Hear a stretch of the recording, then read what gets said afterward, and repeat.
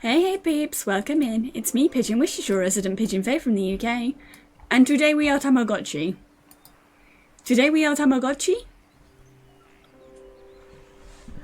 Yes, today we are Tamagotchi. Also today I still feel not amazing, so we're playing more Wytchwood.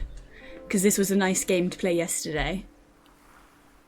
It's just a nice chill collecting things game. And I think that's what I need today. Yeah, I'm a Tamapage.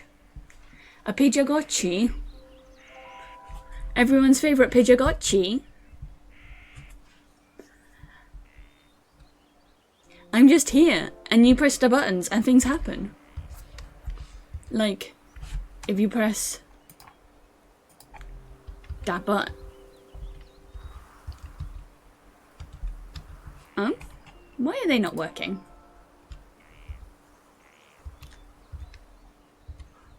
Now they are.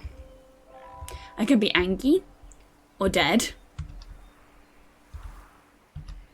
Let me try and find that. I don't use this model a lot, so I always forget what toggles I actually have. There you go, that's the one I was looking for. The Happy Pidge. The Happy Pidge Tamagotchi.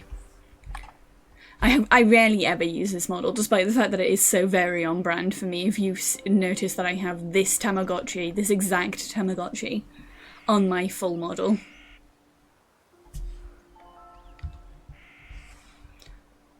Like, it's so cute. It's so cute.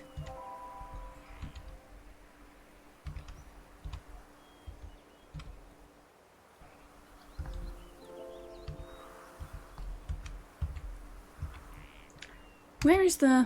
No, that's angry. There. No.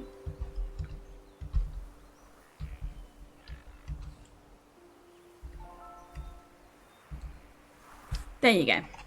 That took me a while to get rid of all of those expressions. I need to write down somewhere what the different toggles for each of my models are. Because it's kind of confusing sometimes. Right. But yes, we're doing more Wytchwood. I had fun with this yesterday. I kind of want to do more of the babushka voice. Hi Car, welcome in.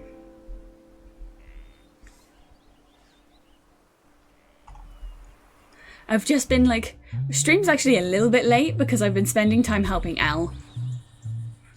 I know, if I ever got the chance to do like, if I ever got rich and famous, like a Tamagotchi me is on the list. Trust peeps, trust. I know what the people crave. I know what the people crave. A Tamagotchi me is on the list of eventual merch. If I ever get big enough to get merch made.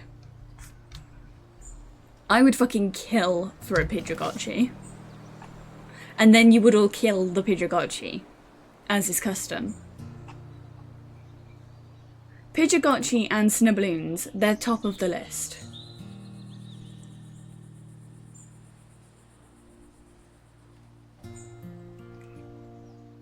It would be so fun. I would love a Pidgeotchi. Right, I need to figure out what I've got to do to kill the turkeys.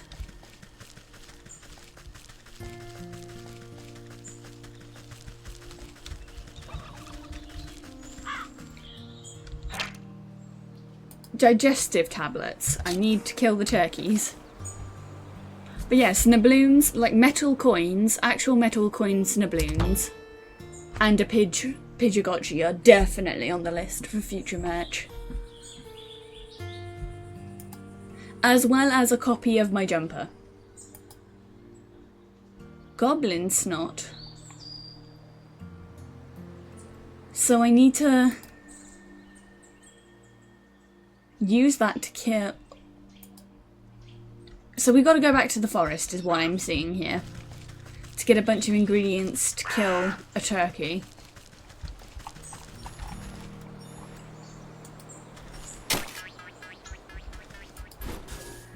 Oh, it'll be way down the line. You need something like 15 people to buy something, to even like get an acrylic stand made. You need like 15 people to buy it. For the company that I would be comfy doing it with. The one that Elwyn and Junie used.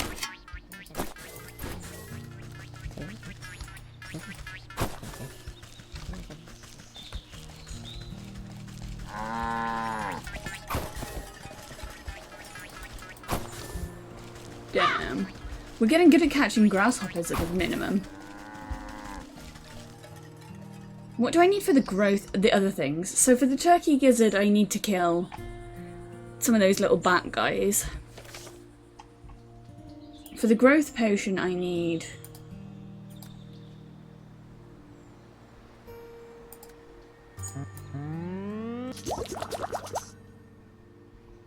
I need more milk, ironically.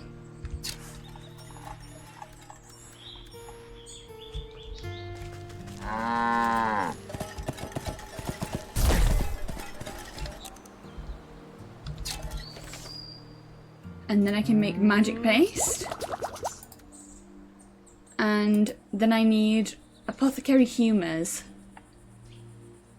which needs bug juice and frog juice.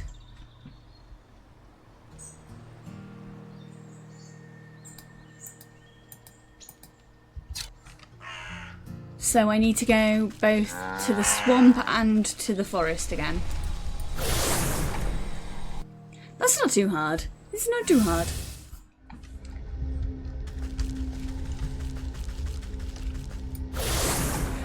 This game is going to be actually like much bigger than I thought it was. Because there's a lot of stuff going on. Like a lot of places we haven't been yet.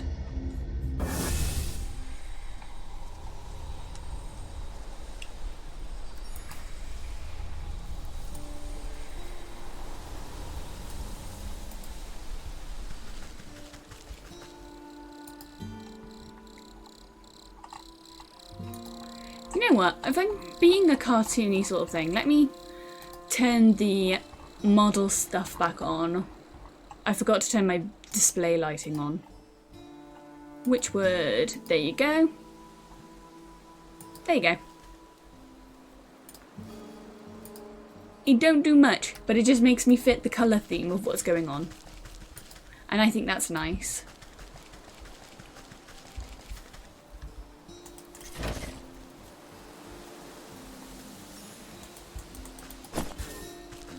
Okay, the screaming totem.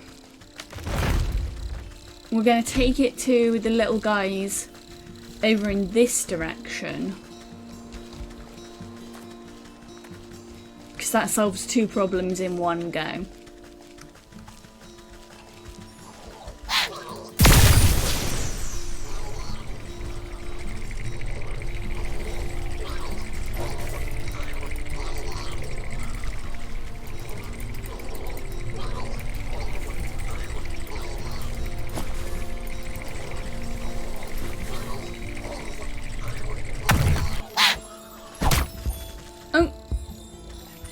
Well, they attacked me.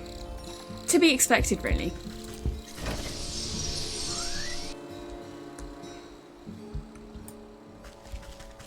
But the pixie tree's over here and we've just killed all three things the pixie tree needs. I kicked over those little rock piles like you asked. Now give me that shard or I'll knock over this nest too. You smashed face rhymes? Good, good. Take it. We don't want your trash. The pixie flicks the shard out of the tree and it spikes onto the ground. Take it.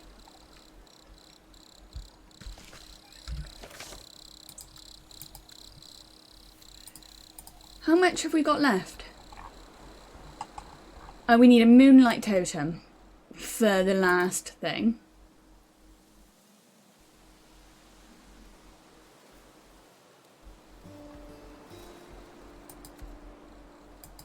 For the leech, we need a necromantic totem. I've got too many things happening at once, so I need to decide what I'm going to work on. Because we killed the bear.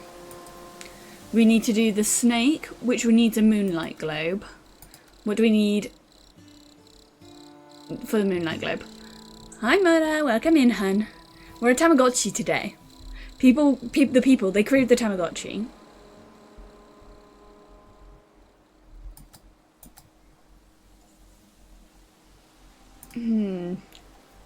How to deal with the totems.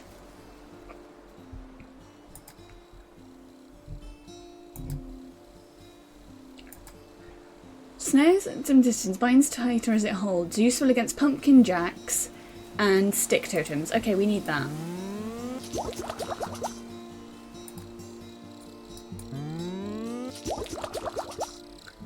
Because then we can use a snag vine.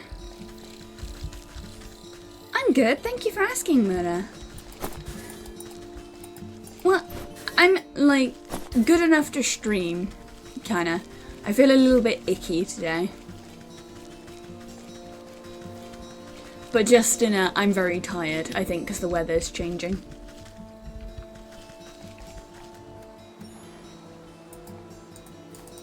And also because, like, it was the 5th of November yesterday. And so this weekend, for those who don't know, Americans and non-British people, 5th of November is a British holiday. Holiday, quotation marks. You don't actually get the day off. But it's to celebrate the Guy Fawkes Day. Remember the 5th of November with gunpowder, treason and plot. It's smoke bombs I need for the mosquitoes, right? But I need slime. I need slime for a lot of things. But yeah, because it was Guy Fawkes Day, there's been fireworks going off for the past, like, couple days. Which I don't mind. People are allowed to have fun.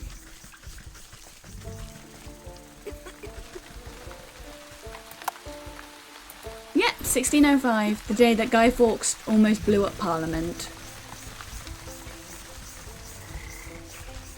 And then got executed for it.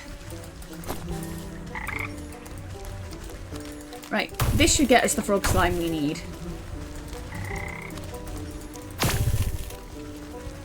Just yoink all these frogs.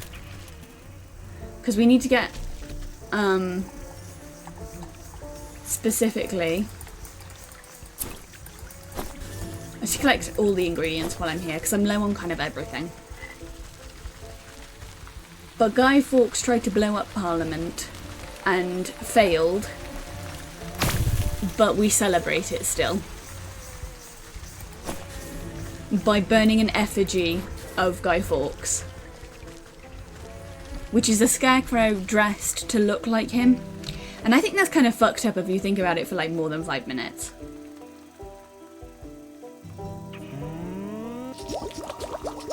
Like, if you think about that for any amount of time at all, we blow up, we set fire to a statue of a guy that tried to blow up Parliament. I need a place with more mosquitoes where this will be more effective.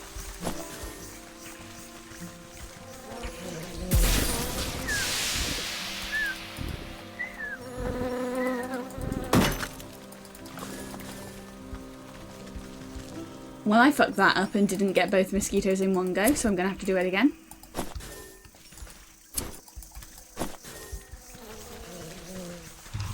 There's the troll.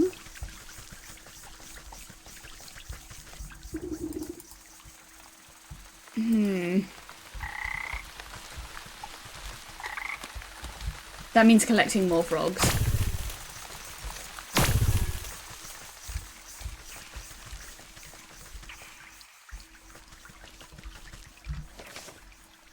What else do I need for more bombs? I need more clay.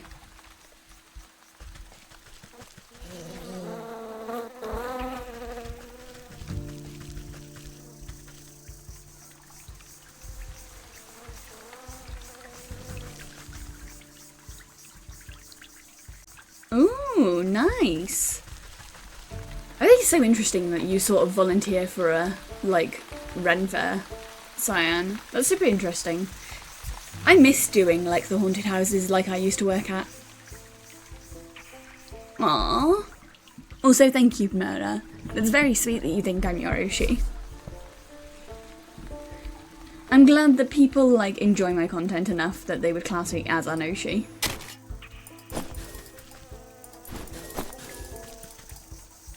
Honestly, everyone in Spooky Girls works so hard. That, like, I'm very proud of everyone.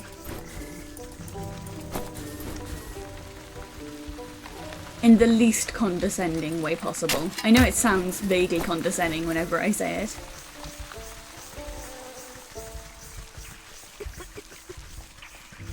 Considering I am the youngest in the group. Well, no, I'm the middle child. We figured it out, actually. I'm the middle child of the group. Devi's the youngest.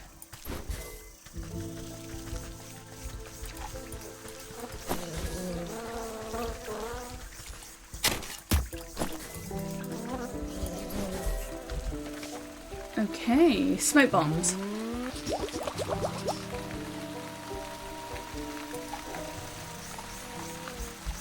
We need to do more collabs and stuff again when everyone's free.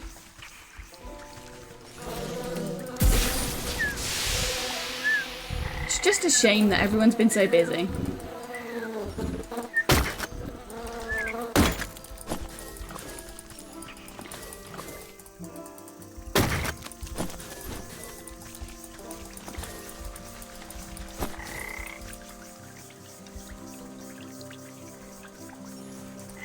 It'd be really fun to do the new peak. The Spooky Girls. So Cyan, I'm a member of a VTubing group. And the V Spooky Girls is that group that I'm part of.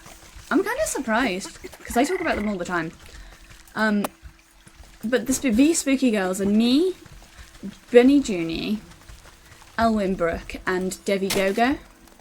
And it started as me and Junie together faking a VTuber group because someone made a joke like about how they thought you could fake a VTuber group and it would actually work.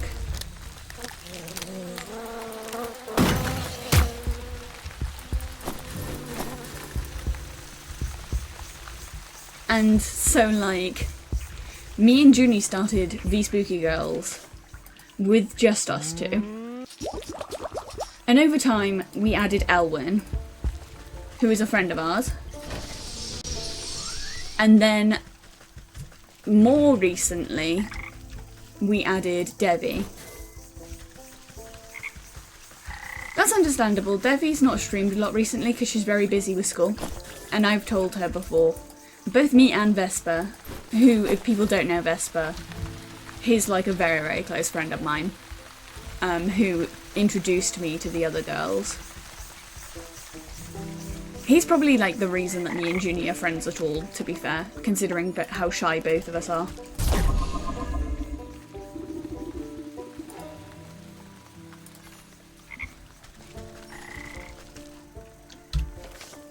But yeah, Devi's been really busy with school, so she's not streamed a lot recently. Elwyn mostly does World of Warcraft, if people are into that.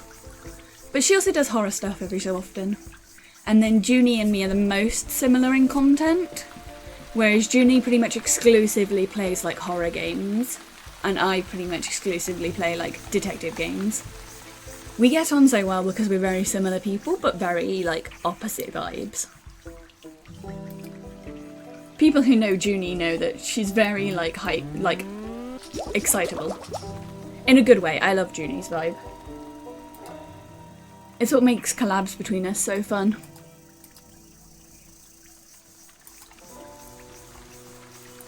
Right, Moonlight Globe. And I can do this now. You cast the glowing globe into the ritual circle and watch as the wooden effigies suddenly lose concentration and lock their wooden limbs into each other. You take the opportunity to slip between their tall frames and snatch the mirror shard before the frenzied dance begins anew.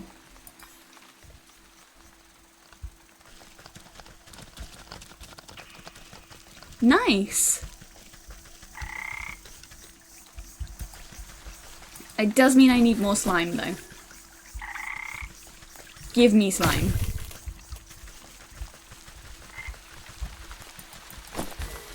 And tangle bits. And more slime. So we probably might need to make a moonlight globe again. That seems like a one and done kind of thing.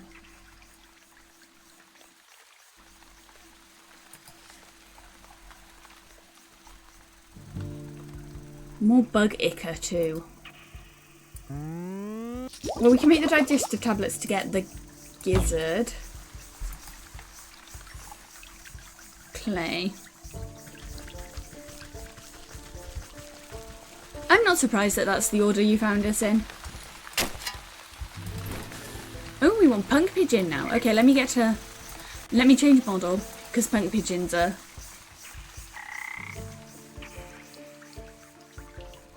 I am back. I have returned from Tamagotchi-ing. Let's be special. Let's get my hair up today.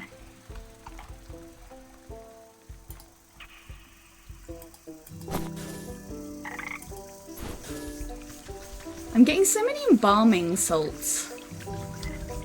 What is embalming salt used for? It's got to be for something simple, because it's like a really common ingredient.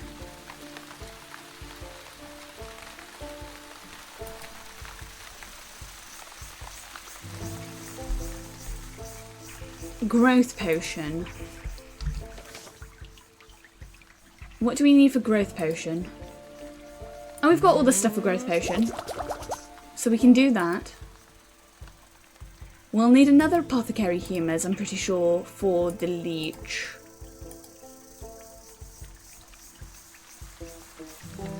Yeah, we will. Necromantic charm, we can make now, I'm pretty sure.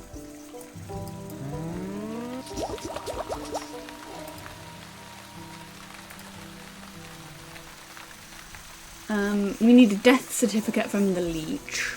I don't want to bother with that right now. I'm focusing on the snake and the ox.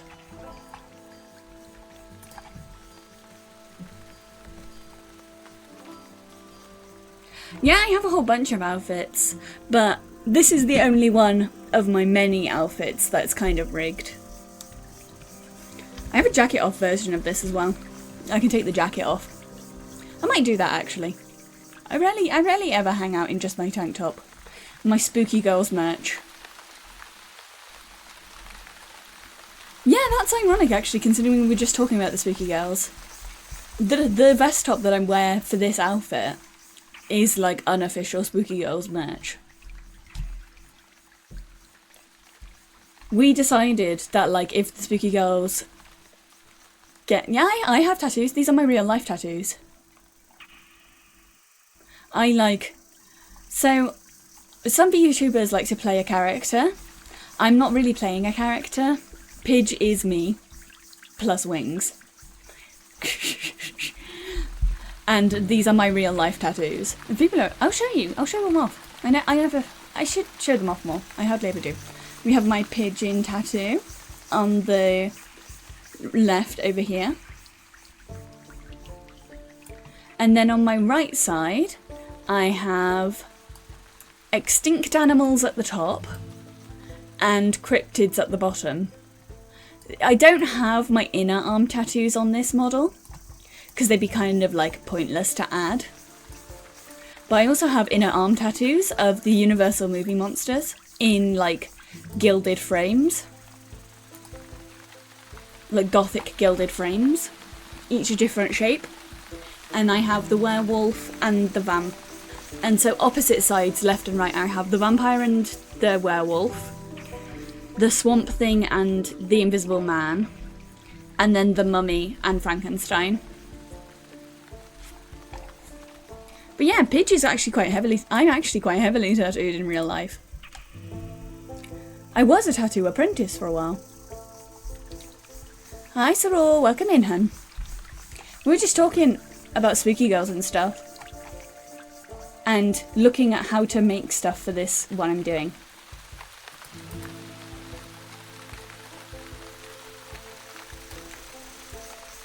We have the spirit salts.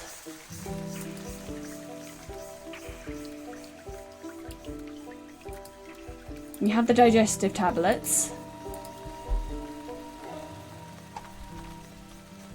Thanks, Cyan. I had to quit the apprenticeship. I got kicked out of the apprenticeship because I complained. because it was like a dodgy apprenticeship where I was being taken advantage of, and I haven't found somewhere else to go back to. But it's fine, I'm focusing on streaming more instead. I've been alright, Cyan. Cyril, not Cyan. There, words hard. A bit knackered, which is why we're playing this game today, because it's like more relaxed.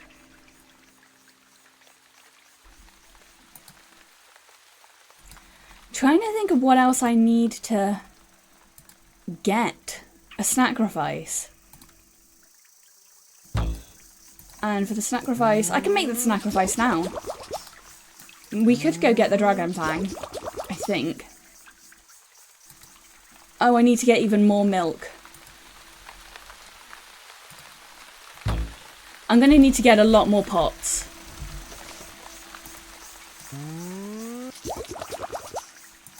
Because I need a pot for the milk and I need a pot for water.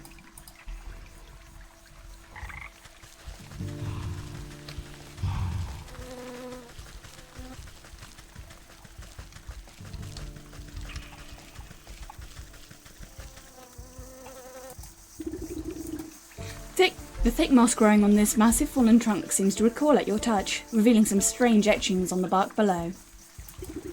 Slowly, a spark of swirling energy steeps forth from the waterlogged wood until an ethereal doorway opens before you. Oh, this was the shortcut! Okay. This is the shortcut to and from the swamp. Give me a sec as well, I'm actually going to take my jumper off because I'm too hot.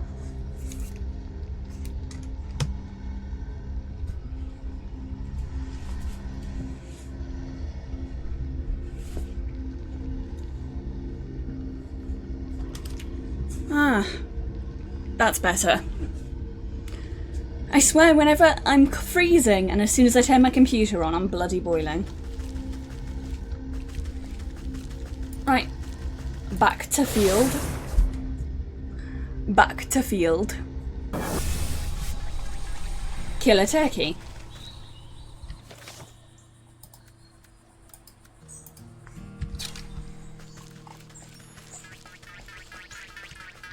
Where is a turkey for me to kill? I think there's a turkey down here. Eat this turkey. This gets it's all empty. Back to the farmer.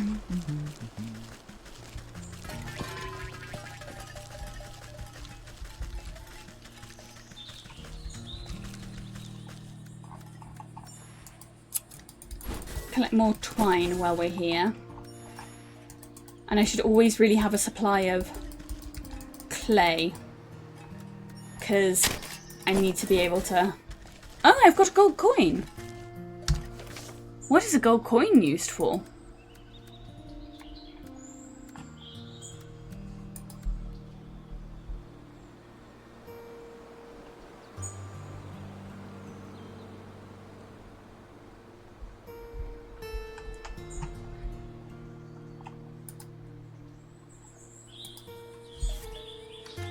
Yeah, people at work are always freaked out by my tattoos as well, because they don't expect it. Because in real life I'm like quite small.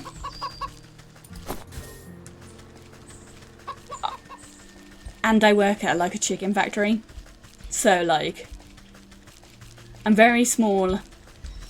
And people don't see me in my normal clothes, they normally only see me in like my raggy clothes for working in the factory. And people are always shocked.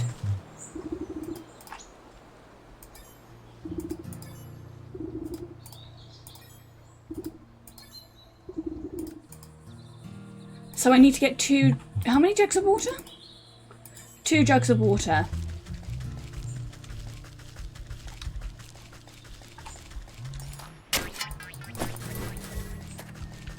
Campfire embers are also helpful.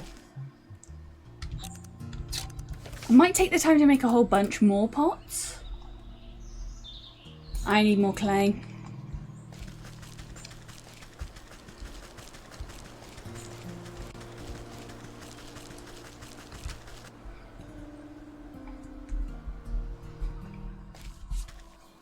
But yeah, I've got loads of tattoos. I haven't really got many piercings. Mostly because I'm scared. I've got a needle phobia, ironically.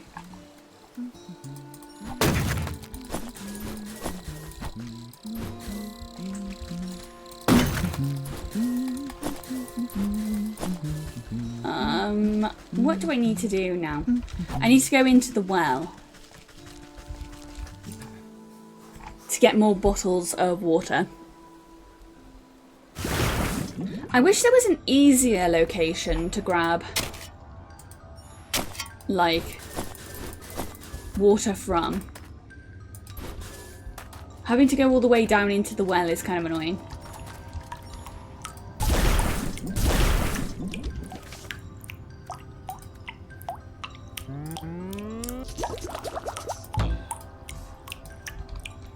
Welcome back, Soror.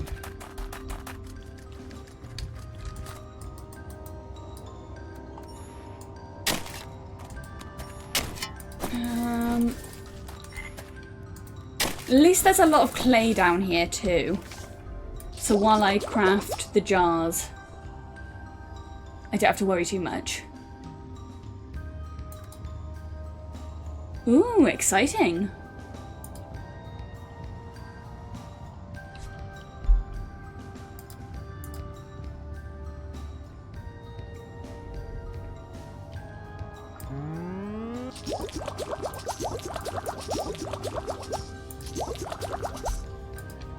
Create a bunch of bait sticks. I wanted more piercings, but I also can't have more at the factory. I've not even been able to wear my helix in like a couple months, really.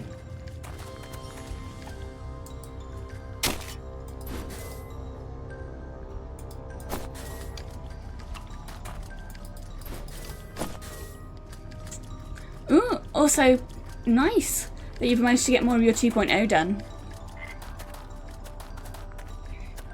I've been like searching for someone to make the next pigeon model. Not to replace this model. This model's here for good. This is my permanent model. But more for like, I want to do evil pigeon. From that art piece I did like fucking ages ago. But it's hard to find someone who does an art style that's not really cutey. Because I don't really want it to be cute, I want it to be like scary.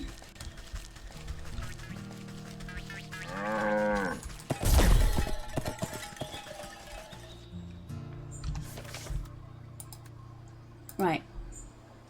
I need dragonfly wings for that. So I can't do that right now.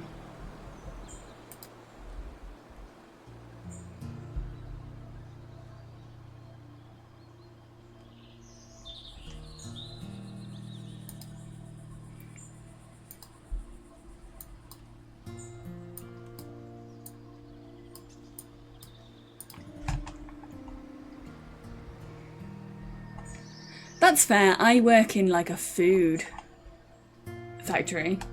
Yeah, well, pigeons are dark fae anyway. I never said I wasn't unseelie. I take people's names, for fuck's sake. That's a whole part of the law. But this model's very, very cute. And I wanted a and the evil pigeon is supposed to be more like... It's bad AU pigeon, basically. Bad yandere AU pigeon.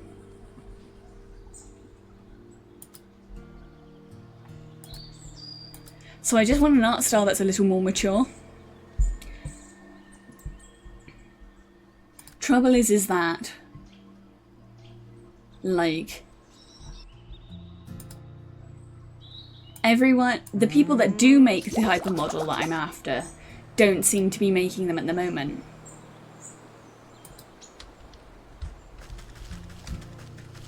Well, I'm woke to fae. Evil pigeon also is woke. But she will take your soul. Other pigeon is not afraid of cannibalism. That's the difference. Normal pigeon is nice and will only nibble you a little bit. Evil pigeon is not afraid of cannibalism.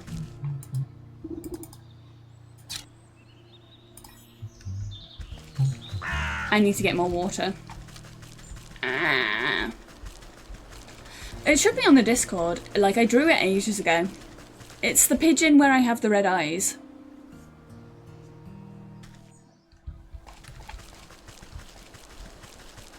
Oh, wait. Obviously, you're not in the Discord. I have it on Twitter. But, like... It was a while ago. I posted it, like, a long time ago.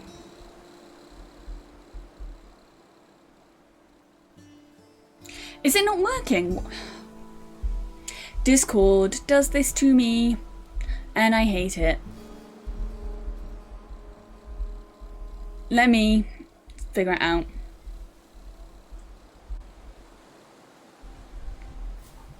Because I can sort it out and then you can find the artwork in the Discord. Because I store all of my artwork in it. But in lore, I've explained this a few, like, I've not really got, like, a lore. Because I'm not playing a character. Pigeon is just me. Me if I was both a pigeon and a fae. But evil Pidge is supposed to be like, what if I was like, there you go, there's the Discord link. I have a specific channel for pigeon art. And if you scroll up, I think it's in there. Is it not? No, it is. I'll reply to it as well so it's easier for people to find.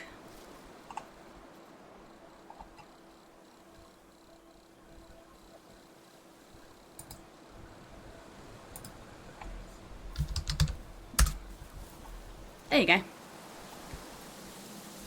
But yeah, like, evil pigeon is supposed to be bad ending pigeon. Yeah, it's that one, with some subtle changes. I was planning on changing my hair gradient, so it's from lighter to darker. So it's the reverse of my hair gradient now, where I have darker hair at the top that goes lighter at the ends. And maybe a different wing pattern. But I might keep the wing pattern the same, that's not 100%. But it's evil fucked up pigeon from bad end. What if bad end?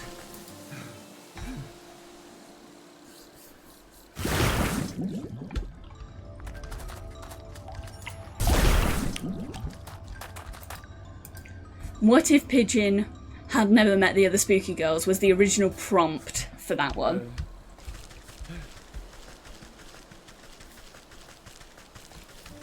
Hi June. Yeah, we're talking about model stuff still. There's this one artist I really fucking like, or this one VTuber whose model I really like. The trouble is that I looked at their model artist, and their model artist only works with Chinese people.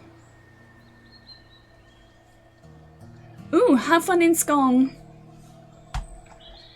You spritz the cabbage with fresh, clear water, while uttering a simple horticultural charm. The water beads like dewdrops before the leaves drink them up and brighten in colour. The budding plant changes to a bright purple, then blue, then yellow. It suddenly goes rigid and shrinks to the size of a marble. The farmer gasps in horror as his precious baby disappears back into the earth. He turns to you, still shoulders stiff and pitchfork in hand. He takes one step in your direction, but stops abruptly when a tremor shakes the ground. You leap to your feet and watch as deep cracks split the earth. Hold on to your hat, this one is going to be big. You hear a booming giggle echo deep from the ground. The vegetable farmer falls to his knees, clutching his hat to his chest. An explosion of leafy greens, flying earth, and a bouncing head of enormous cabbage erupts from the field. The farmer reaches out to it shakily. My little baby. Papa? The farmer scrambles towards the big, bumbling cabbage with open arms. My beautiful baby. Look how big you've grown. See, with a little love and a help from your friends, you're sure to win first prize after all. Oh, I don't even care about that silly thing anymore. Just look how handsome my baby is. The two embrace, laughing and crying. I guess you won't be needing that watering can anymore? Please, help yourself. You have me more than enough. Baby cabbage. I also fucked up those voices so bad. I forgot that he has a German accent. Now we have a watering can. Potion of Blight, Ward Water, and Pumpkin Jack Bone.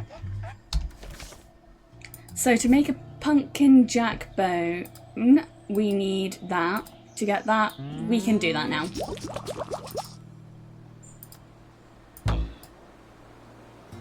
Oh, we need one more thistle for the Potion of Blight.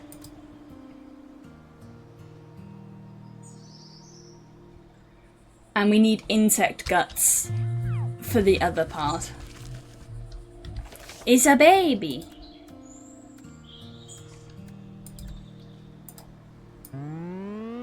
Right, we can get the bone while we're here.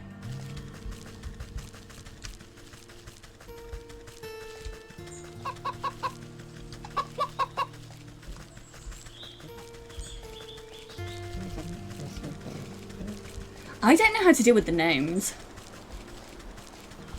Well, what vibe are you going for, Cyril?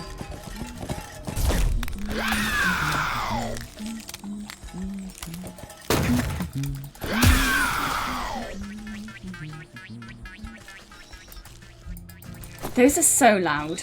The pumpkin jacks are so loud.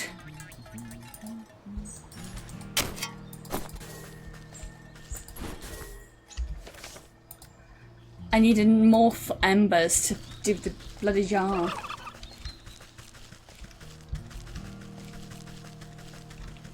So the quickest way is probably to go through the shortcuts. Because how much of a redo is this? Is it like a redo, or are you just like changing like some little bits?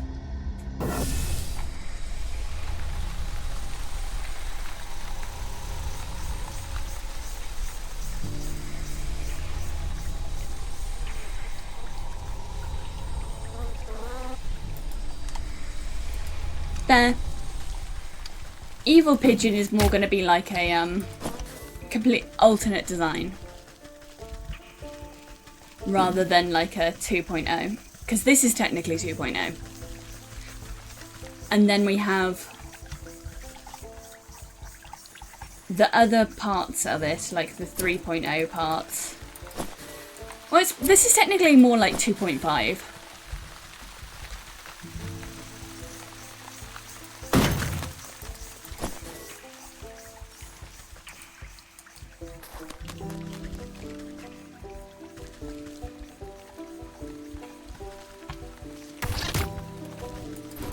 Newt eyes. Good, good, good.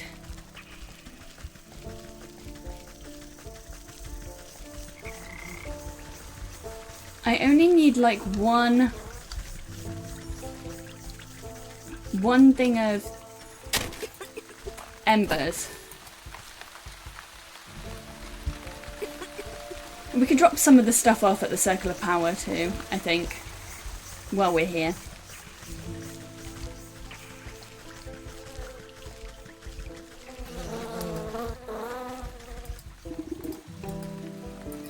Necromantic Charm. You place the token underneath the basin. It flutters like a candle for a moment before the shadowy umber of the obelisk snuffs it out.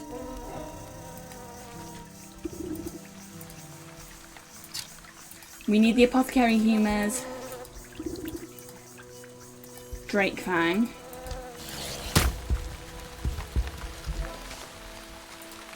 I keep getting attacked. by these fucking things.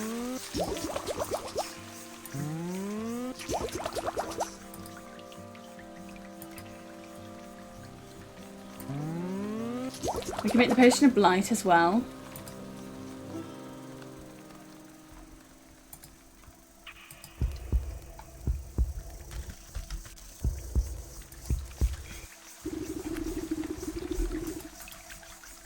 That's fair.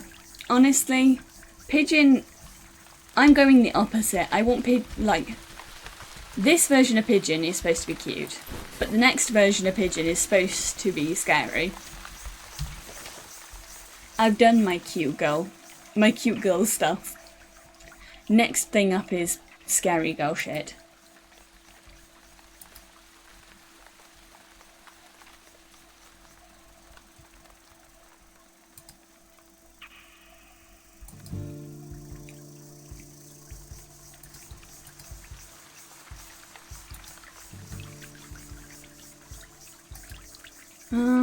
We don't need that. Yeah, it's my villain era.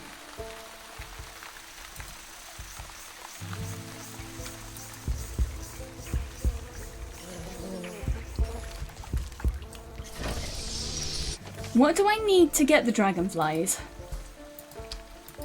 Spikes. I need spikes.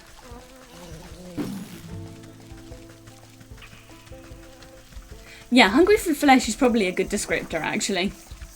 We joke, but I hunger for flesh.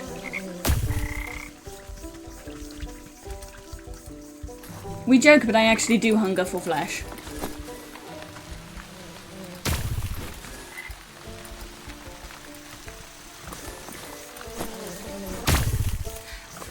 If I was slightly more... The trouble is that everyone who has like a proper horror model is like buggy. And I'm not really buggy. I'm like bird-esque. So trying to balance the line for scary is kind of hard when the animal I'm inherently based on is cute. We should talk to the leech while we're down here.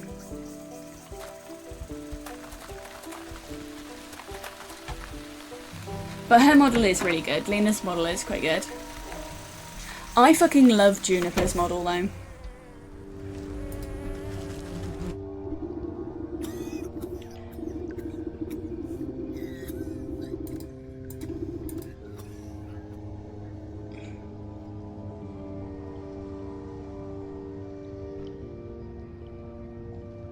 Huh? Stream elements, you're just completely incorrect.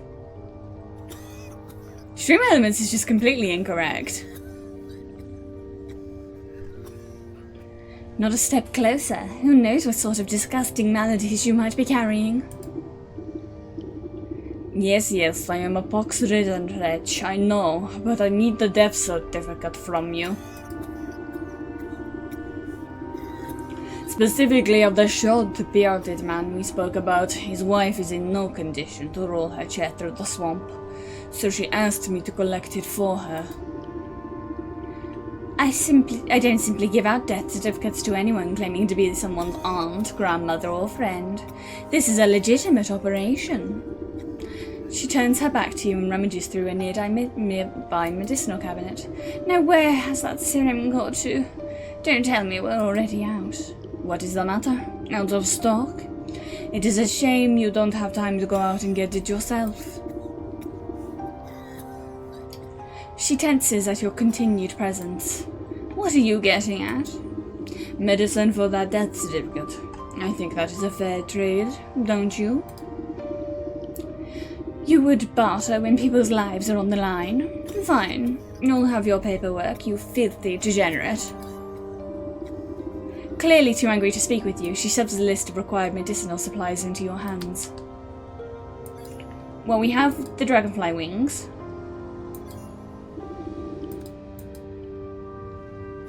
We can make mending poultice now, and we just need another skeeter snoot.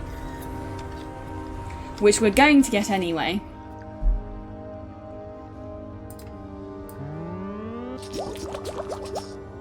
Oh, we actually need more green herb. I think this is the first time I've run out of green herb. I think this is actually the first time I've run out of green herb this entire game. I had been inundated with it until now. I'm gonna have a sippy of my cup of tea.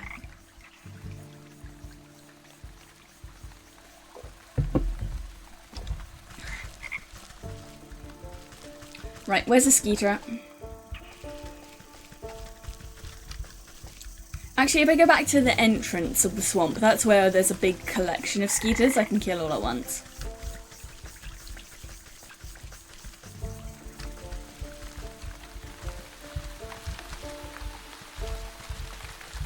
I'm stuck behind a pole.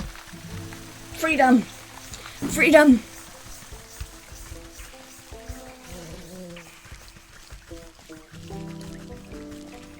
I know! I've seen fucking on Twitter someone who tried the Baja Blast pie, and like, I really want to try the Baja Blast pie.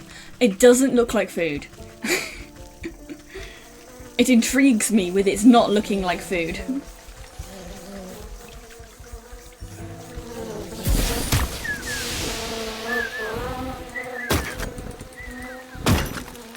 Like, it looks like Play-Doh.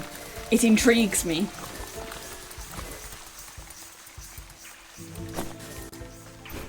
I am both amazed and horrified by its texture.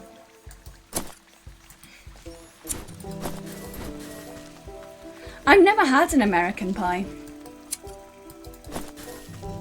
Like, everyone always talks about pumpkin pie, and I'm like, that looks like it slaps. But, like, I wouldn't know. I don't know if it slaps or not. We live in the UK, we would never know. That thing could be like my favourite food, and I would never know.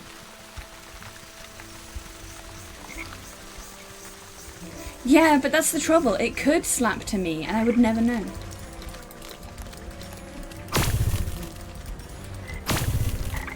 I'll go up and collect some frogs while I'm here. Actually, do I have the stuff to make?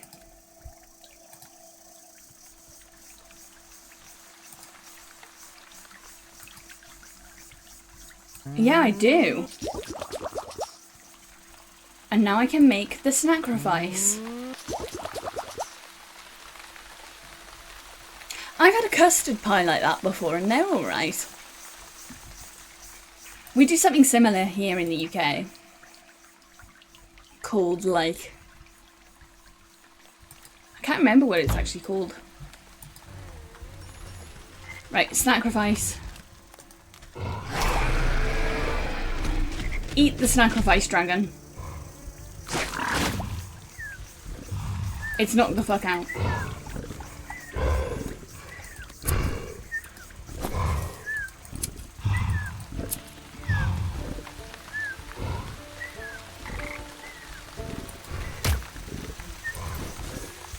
I knocked out a dragon. Now we have dragon tooth.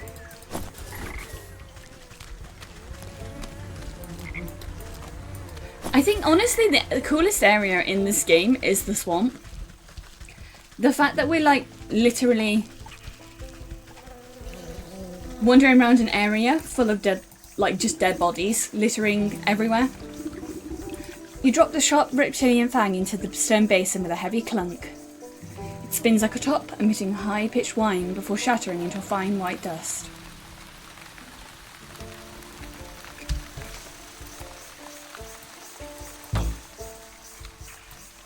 I'm short one frog.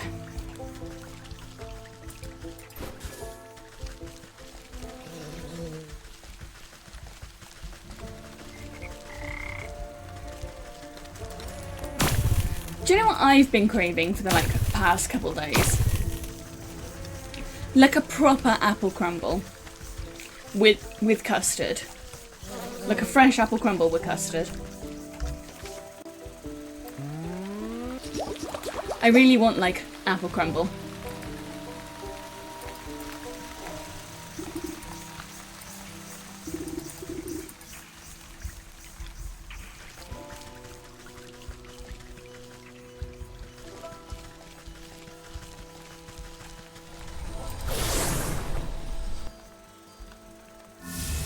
Or like an apple strudel.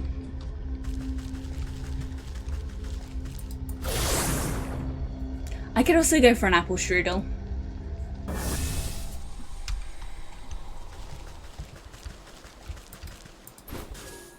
I'm hungry now.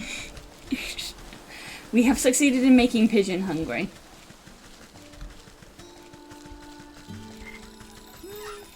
People may ask, when aren't you hungry, Pigeon? The answer is never. I am always hungry.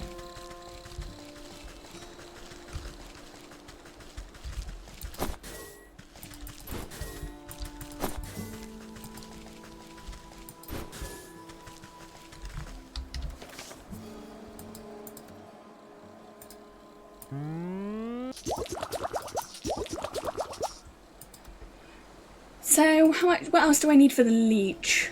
I am hungry for human flesh and apple crumble.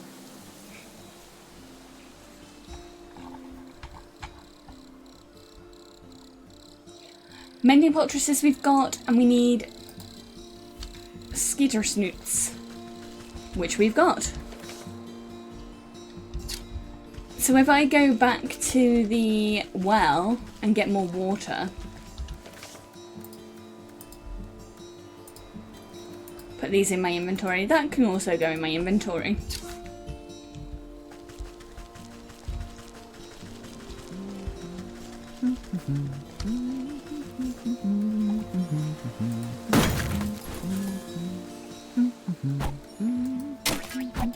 Just get the embers while I'm here.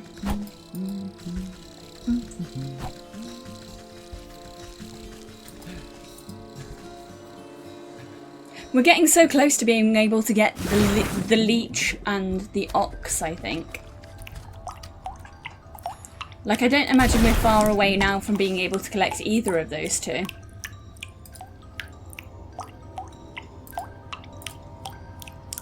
What else was I needed for the... some weird water.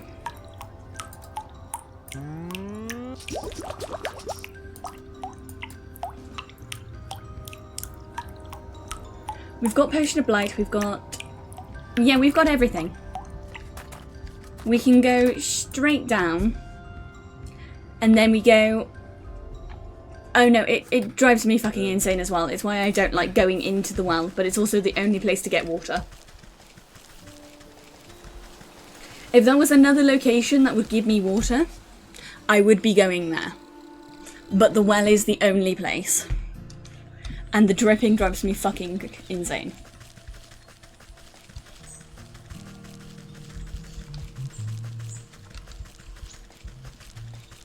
Okay, time to poison this guy's crops.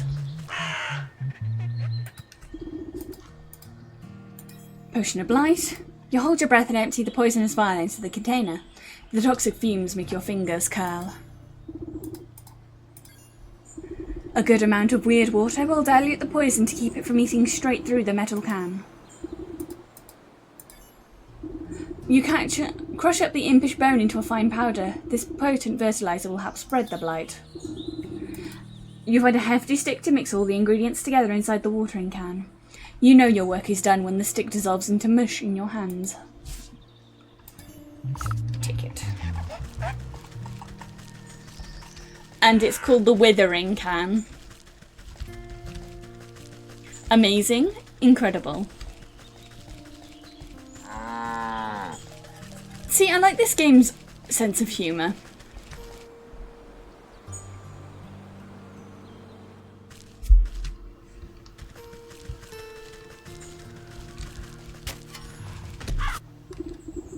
Hey, I thought I told you to beat it. He raises his hair and bandages at you menacingly.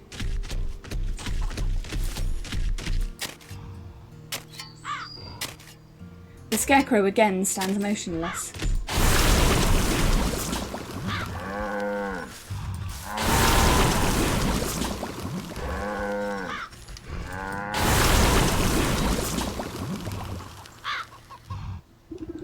You watch the sickness spreading up. See, I think the reason they're not doing the Baja Blast pie here is because the blue food dye is actually illegal here. Like, I'm not entirely convinced that the Baja Blast pie doesn't use the blue food colouring that's illegal over here. Because I know when I want blue sweets, I have to order it online. Because they've just, like, banned it.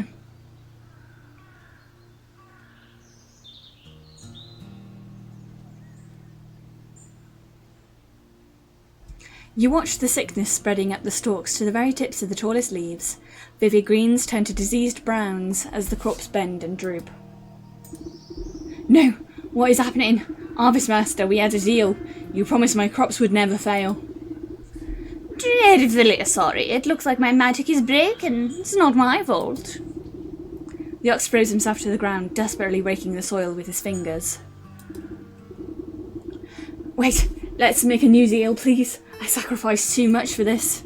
A new deal? What is your offer? Anything you want. Just bring my crops back to me. Anything? This is acceptable. Worm-like roots suddenly wrap around the ox's feet and begin dragging him into the soil. Wait, I didn't mean...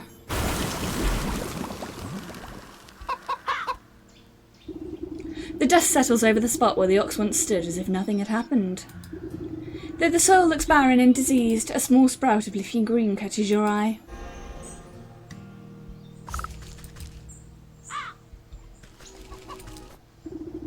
Where the ox once stood, a green tendril has pushed its way through the earth. You watch a delicate blue blossom unfurl, revealing a stubborn, hard-shelled seed. The soul of the ox.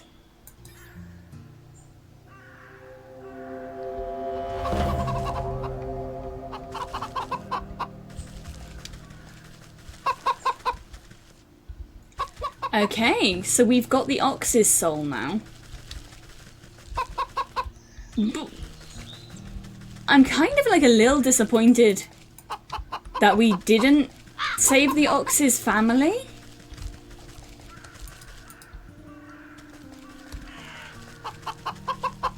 Like, I thought we were going to do that. Oh, we did!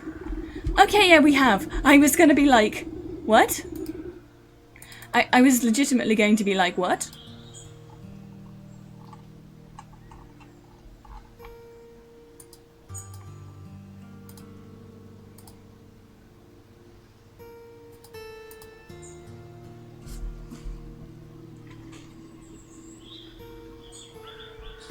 Oh no, don't tell me streams froze. No, stream isn't frozen. What's happened then?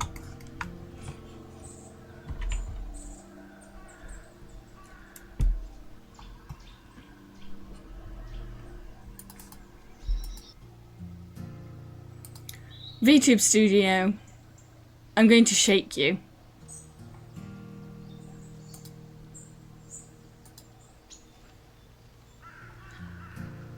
Just as I was making a point about how I was worried that we hadn't saved the ox's family.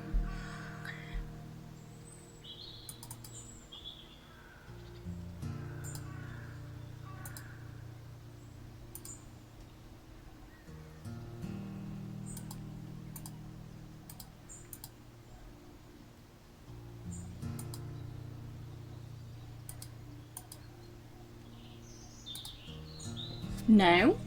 What's up with my camera?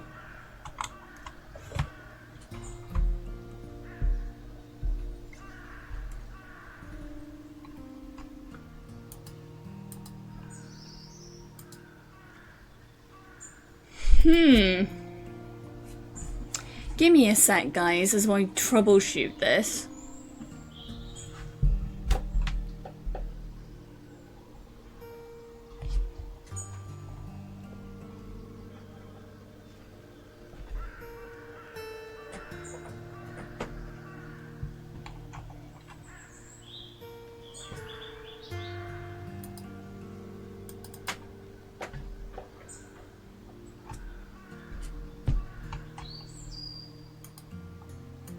Yeah, I'm trying camera resetting. It's just not turning on at all.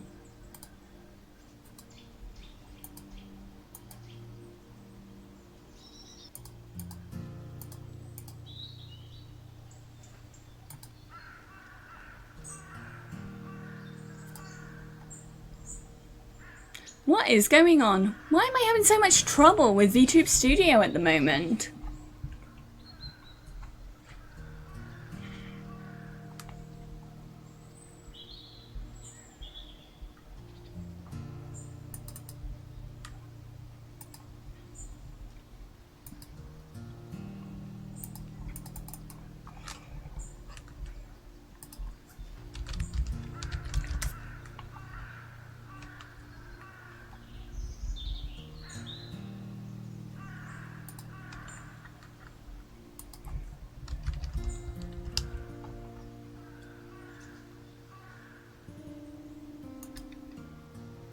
Let me see.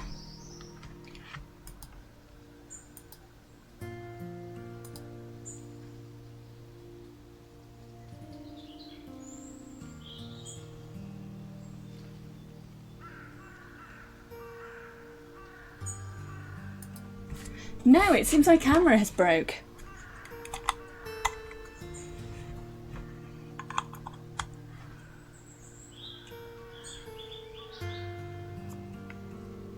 Why is it broke though?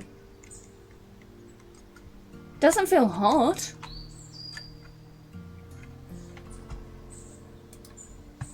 It's so weird. It was working 1 second and now it's like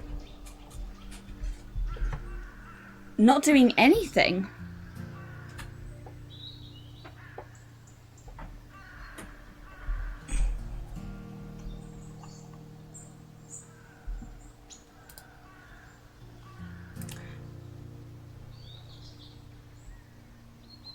Okay, now I've got the camera back up. Let's see if I can connect it to VTube Studio.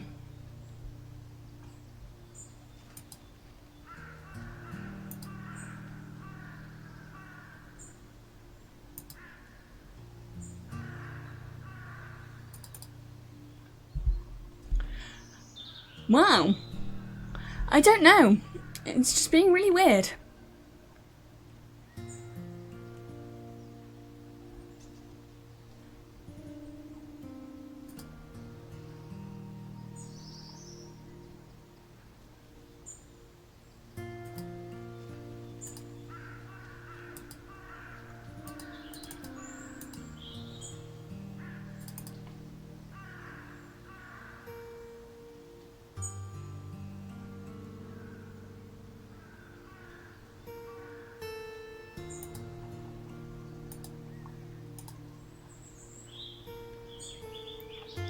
Okay, we've got it semi-working again.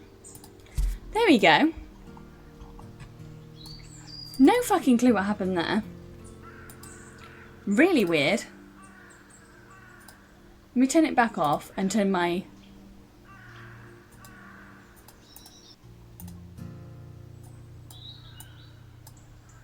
stuff working again. There you go. Now my tracking's back.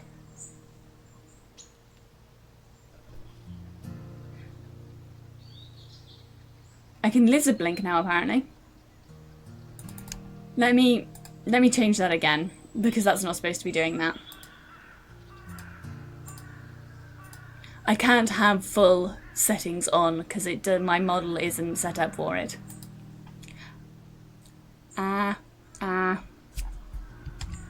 Let's get our outfit back.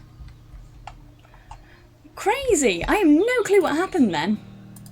Everything just like decided to break randomly.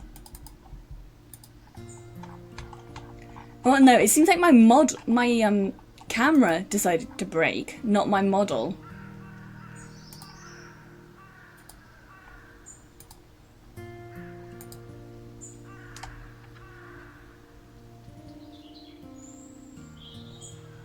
Okay, we'll get back to game. We're back to game. No clue what happened there. Really weird. Standing at the front gate, the Ox's missing wife and son blink in confusion as they had just burst forth from the earth itself. Ma, what happened? Oh, welcome back. I suppose you don't remember much. He really did it, didn't he? That stupid festival prize was worth more to him than us. Where is he? Where is my husband? Don't fret, I've already set things straight. He won't be troubling you again. And you've got this nice fertile farm all to yourself now. My son and I worked ourselves to the bone for that horrible man. Thank you for lifting this curse. Just do me a favor and don't make any deals with suspicious scarecrows. Don't worry now, child. We won't have to fear him again. Okay, so we did save his family. That's nice. I was worried for a while there that, like, we hadn't.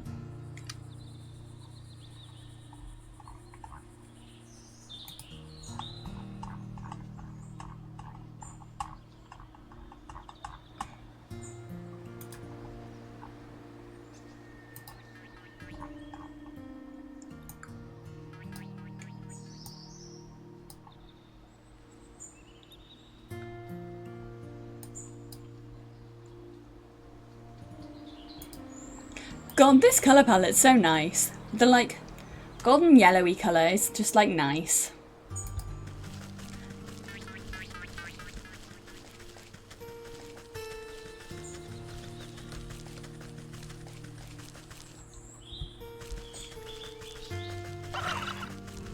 I guess, do we go talk to the other farmer? Autumnal colours are peak. You're so right.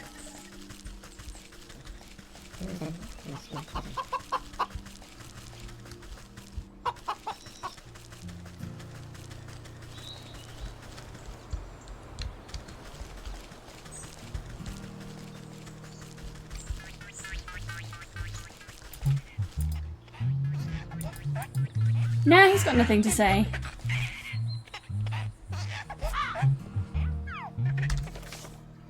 So who have we got to deal with now? We have the snake, who we have to give the mirror back to. And we have to give the other thing to the other person. So we're pretty set, I think, to get the next two people. But we know they're not the final people we have to collect.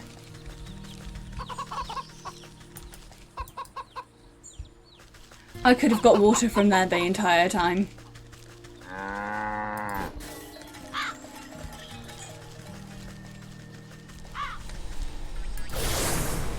I could have got water from there the entire time.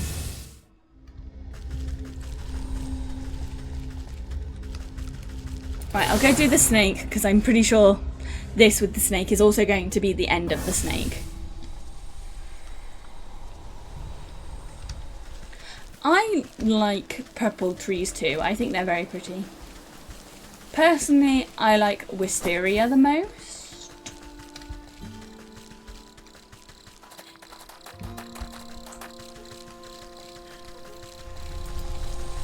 Into the portal.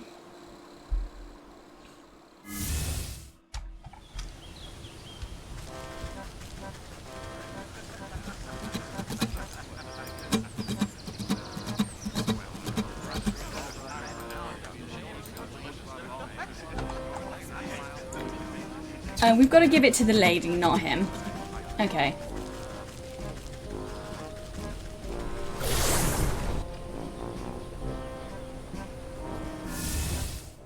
That's fair. I like all plants and animals, basically. Have you found any of the mirror shards? I wonder where they could be. Here you go. You gingerly hand over the broken glass shards to the maiden. She's careful not to cut herself on the razor-sharp edges as she slots them into the mirror frame. The pieces click into place perfectly. The surface of the mirror ripples like the water on a lake, the ripples calm, settling into the form of a pristine crystal mirror. She gazes into the mirror with awe. Look, it's as good as new. Oh. The maiden's reflection ripples and morphs into the visage of a handsome young man. My love, is that you? Overcome with joy, a fresh stream of tears roll down her cheeks. I can't believe my eyes. I don't understand. What happened? Where are you? I'm imprisoned inside my own head. It's horrible here. You have to get me out. You went to the snake, didn't you? Why would you do something so stupid? Listen, my love. I have a confession to make. I'm not actually that good of a musician. What are you talking about? You were so beautiful upon your balcony. Above me, like me, could never get your attention, so I asked the snake to help me out a little. I thought I could protect myself from the snake's hypnotic gaze with this magic mirror, but then you went and broke the damn thing. I didn't break it. It slipped out of my hand. Wait, don't put this on me. How could you be so irresponsible? One problem at a time, children. We fixed the mirror, so it should be able to break the snake's spell now. Ah, yes, you have no idea how unbearable it is being stuck here. There's nothing but awful poetry and song lyrics that don't even rhyme. Please, Granny, take the mirror. I can hardly stand to look at this buffoon any longer. Babe, wait.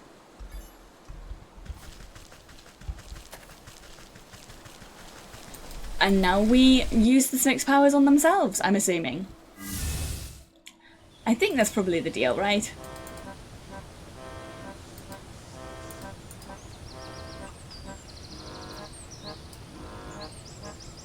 Like, right? I think that's probably how we deal with this now. Like,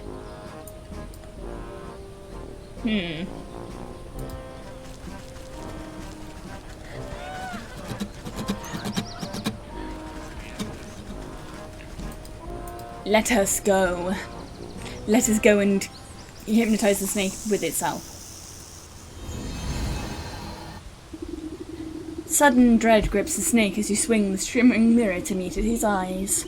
The mind-altering patterns of his gaze are reflected back at him. Slowly but steadily, the snake leans closer and closer to the surface of the mirror. His forked tongue flicks against the glass, then disappears beyond it.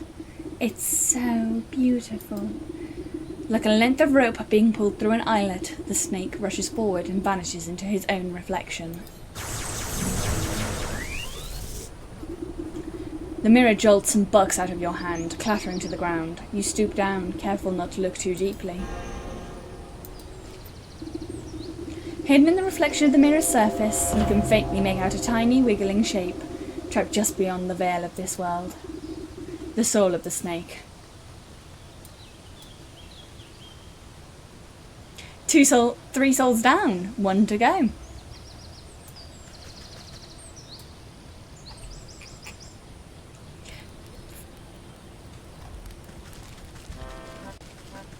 And now this place is empty too.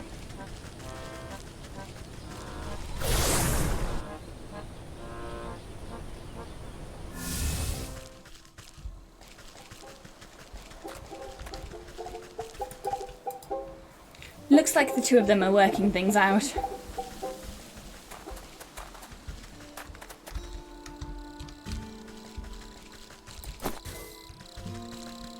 Well, it's at least nice that they're working things out. I think that it's not too big a lie, really, to say that you know how to play guitar when you don't. There are worse lies.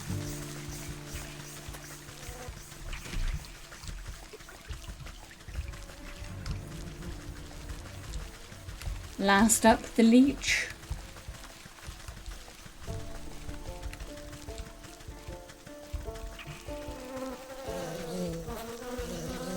I don't think she should be too hard to deal with.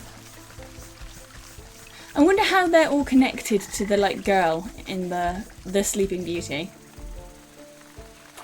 Because the goat said that they all have something to do with why she's asleep.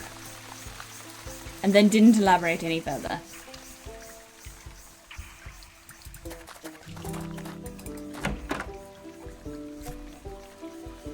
So I wonder if maybe they had something to do with... I can't tell if we're the bad guy or they're the bad guy. The leech stuffs the portraits into an unsanitary looking cabinet without a second glance. The leech inspects the barbs before placing each of them carefully into a velvet-lined container along with other excruciating-looking instruments. I've run your errands, now I really must insist on that death certificate. There's no need to get prickly. I have your papers here. The leech extends a moist arm and thrusts a poorly written note in your hand. You shake the mucus from the paper and try to decipher the loopy, illegible scribbles. You're not even sure that the leech spelled the poor man's name right, but you suppose it's better than nothing. Next time I need a doctor's note, I'm better off forging the signature myself. Time for necromancy! Time for necromancy.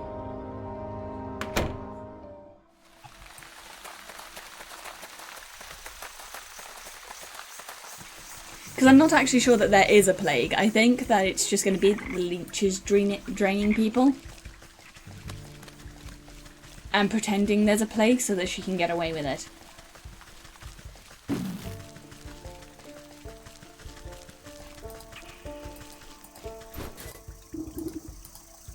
There you go. The human swamp hare has made the paper of the death certificate soft and damp. As you drop it into the bowl, it decomposes before your eyes until nothing is left. With the final offering accepted, the obelisks surrounding the circle begin to hum. You can hear a strange melody playing through the discordant tones. The carving on the ground burns with renewed energy, driving away the overgrowth.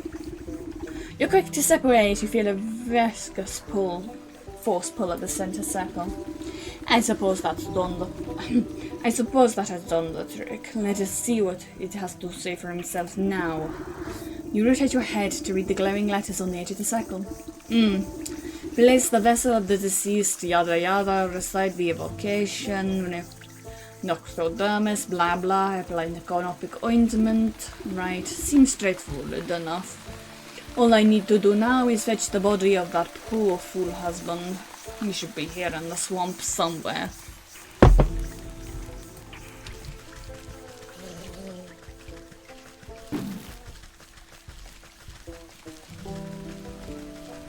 So, I'm assuming the husband's body is over here in the swamp, where all the other bodies are. This must be where that nurse has been dumping the surplus of corpses. I'll need to take a closer look at each one to find the right fellow.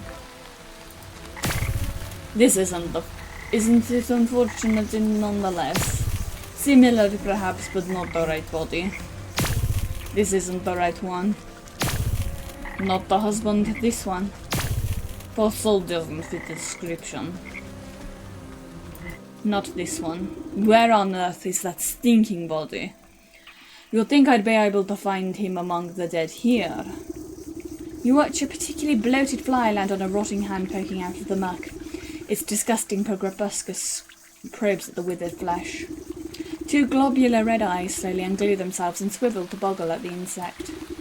A huge slime-covered tongue pulls out and pulls a hapless fly into a gaping, toothless maw, along with most of the sunken corpse. Well, I suppose that explains where my misplaced man went.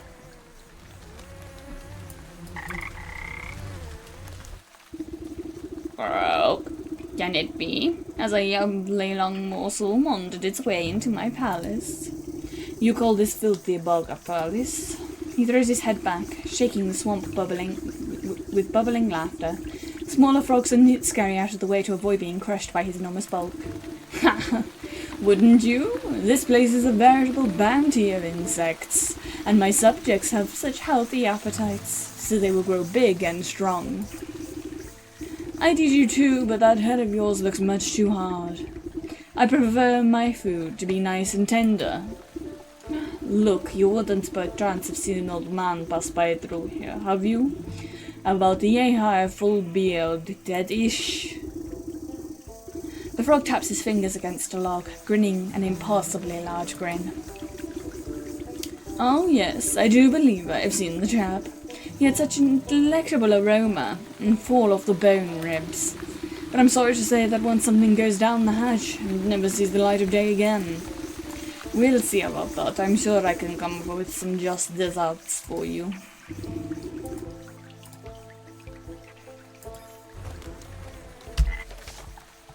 digestive tablets. And we can make those right now. You wrap a juicy looking grub around the medicinal tablets and offer it up to the Frog King. Your Majesty, I must really find the whereabouts of that gentleman. Perhaps this small tribute will persuade you to loosen your tongue. The frog gulps down the tantalizing meal without a thought. A delectable gift. Thank you, my pretty. Now I already told you where. His nostrils flare for a moment. Then he sneezes, sending specks of wet mucus flying. The frog's throat suddenly expands, filling with gas. The belch that erupts from its lips resonates so loudly that the entire swamp ceases buzzing. You avert your eyes, but the noise of the smell of the frog's explosive eruption always knocks you off your feet. Great Galindo's ghost, what a stench! The frog wobbles on its legs, looking thoroughly emptied. He teases before rolling on his huge body back into the swamp with a thunderous splash. You spot the slippery body of the husband floating in the bog water. Luckily, he seems to be missing some bits and pieces, so he should fit quite nicely.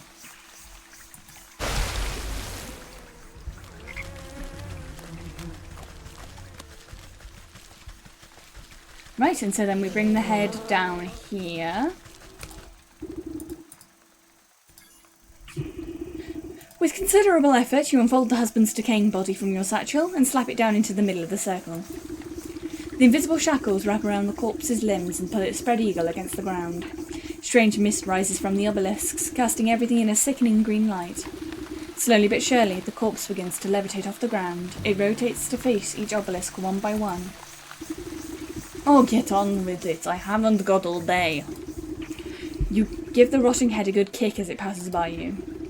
With a gasp of stale air, the body drops to the ground suddenly. It bolts upright. Ugh. Well, hello there. You caused me a lot of trouble, you know that? The reanimated corpse claws at his throat. Oh, sorry. Wait a moment. Near your feet you see a disembodied tongue flopping about on the ground like a worm. You scoop it up quickly and toss it into the man's gaping mouth. Ugh. Though he moves his jaw, his lurching voice seems to emanate from someplace beyond. Murderer. What? I am not. You are quite dead when I found you. No, Leech murdered me. He clutches his hollow chest as if trying to feel his heart beating. Gave me plague. Drained my blood. Leech murdered others. He swings a limp arm towards the body-filled bog. I knew there was some awful stink about that sick house. What sort of doctor infects her own patients? Check her office. Find proof. Don't you worry, I'll make sure that parasite gets what's coming to her. But you should head back home. Your wife is worried half to death about you. He turns and looks longingly over his shoulder. You can hear his vertebrae popping. Yes, I late. He shambles into the choking mist. He gives you a crooked nod of thanks.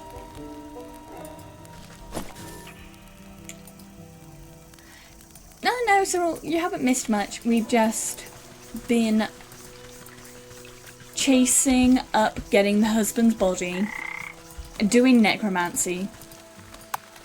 Just some basic stuff. Necromancy.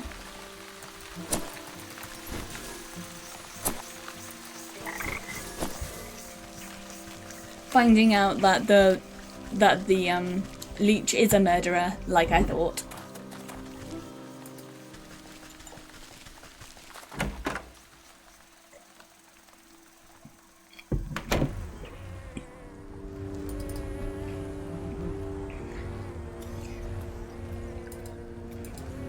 I should find a way to have a drink that doesn't entirely freak out my model every time. Off with you, I have more sick to attend to.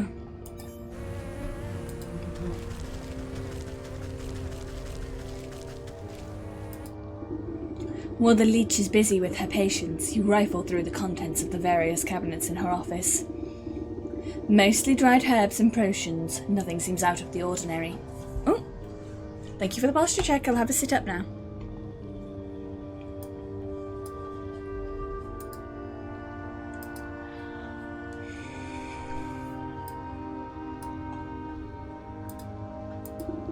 That is until you notice a suspicious-looking bookcase set aside the wall.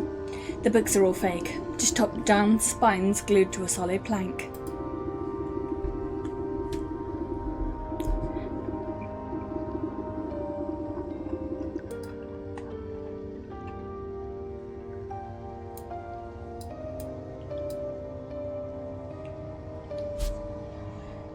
Your fingers race across the medical titles and quickly find a loose volume.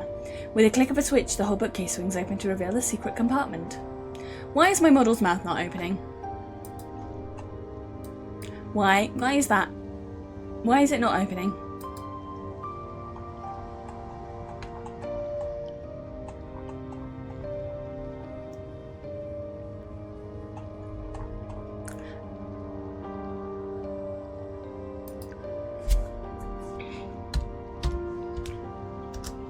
Okay. Why am I having so many model problems today? Just like... Why? Why am I...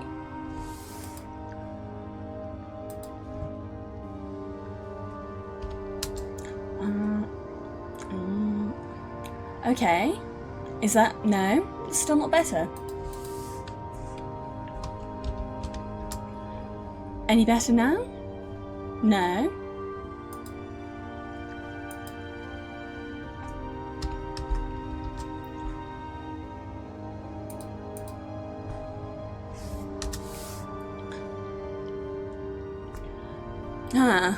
I wonder, why is that being such a pain in the ass? Yeah, I have fangs.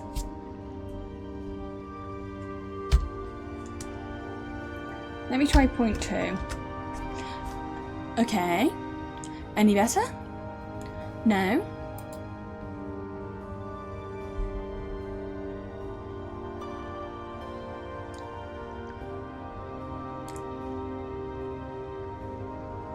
What is going on there?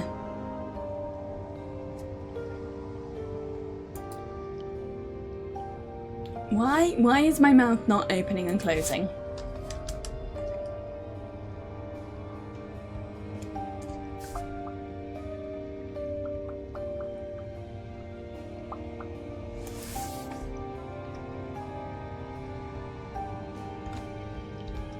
Okay. No.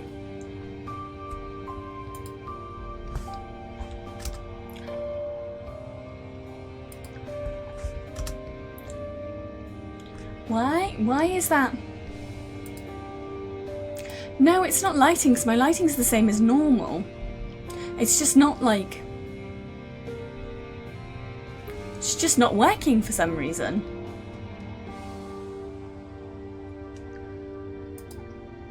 What will have changed? What could have possibly changed?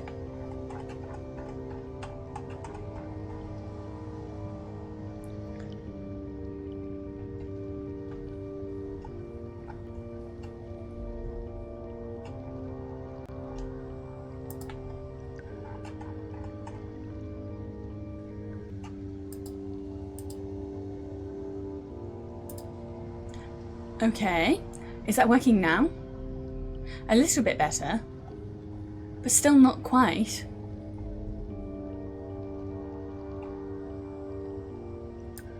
Why is this playing up so bad today?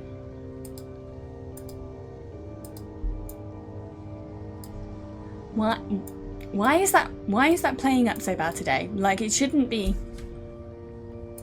doing this at all.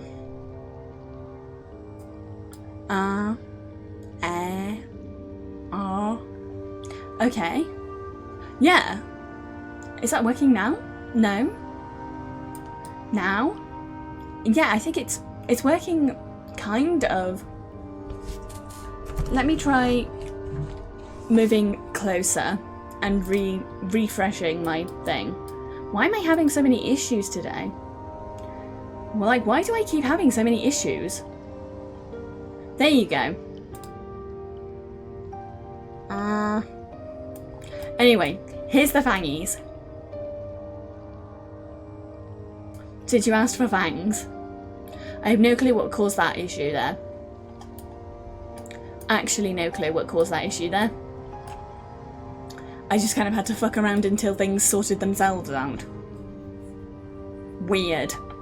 Okay, back to game. Back to game. Your fingers race across the medical titles and quickly find a loose volume. With a flick of a switch, the whole bookcase swings open to reveal a secret compartment.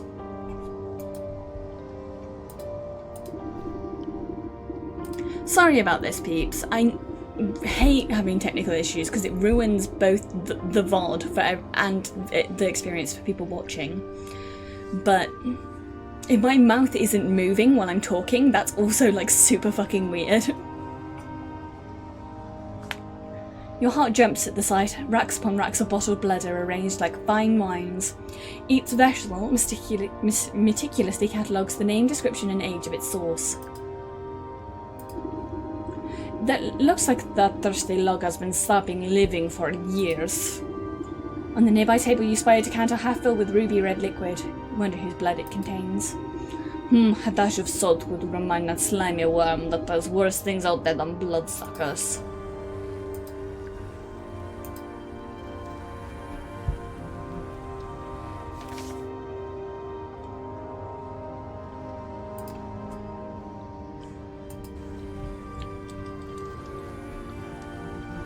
Yeah, VT, just tracking software in general can be really weird.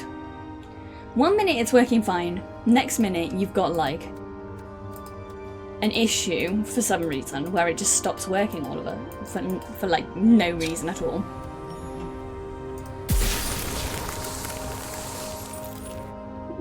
You sprinkle a generous amount of embalming salts collected from the graves of the leech's victims into the decanter. As the salt dissolves into the bloody cocktail, you hear the telltale squelching of the good doctor's approach. What are you doing? Can't you see this is my private office? I already helped you enough, so there's no reason you ought to be here. She hastily shuffles you out of the room. Now get out. This place is only for the sick. You're certainly right about that. You walk out just out of sight before doubling back to hide behind a withered get-well bouquet. You peer at the vexed leech as she slithers around the office, checking every cabinet and locker for tamperings. She mutters something about something expletive about nosy old women. Satisfied, she sighs with relief and reaches in to pour herself a glass from the tainted decanter. That edition of Black Fever adds a certain nutty quality. Maybe it will pair well with the infusion of peat moss palsy in the next batch. She takes a sip, waiting just a moment before throwing her head back and guzzling it all down. Lovely sharp flavour, full body too. Suddenly the leech snaps to attention, her limbs dart out, writhing with uncontrollable gestures. She stabilises herself against the table as sweat pools on her brow. The decanter shatters against the floor in an explosion of glass. What's happening? The leech spasms, the tendrils of ghostly spirits begin to suck moisture from her body. You watch as she dawdles in size, shrinking like some horrible raisin.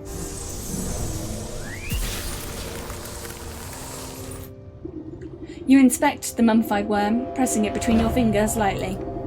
Drained by the very spirit she was supposed to be healing. In your fingertips you make out the faintest of heartbeats, the soul of the leech. The souls of the bear, leech, snake and ox jostle in your satchel with fearful energies. That's that then. I better get back home to the goat before he ransacks the rest of the place.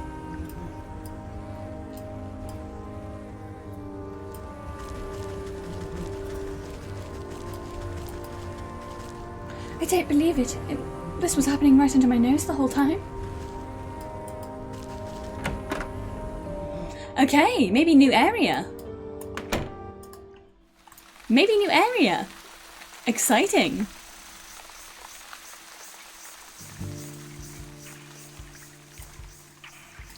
Okay. Time to go back to the goat.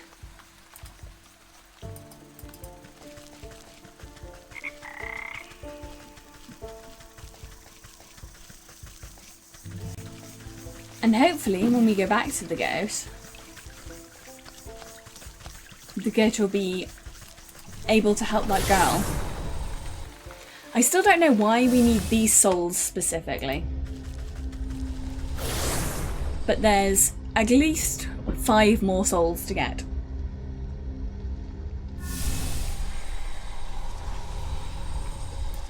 If it's 1 soul per area.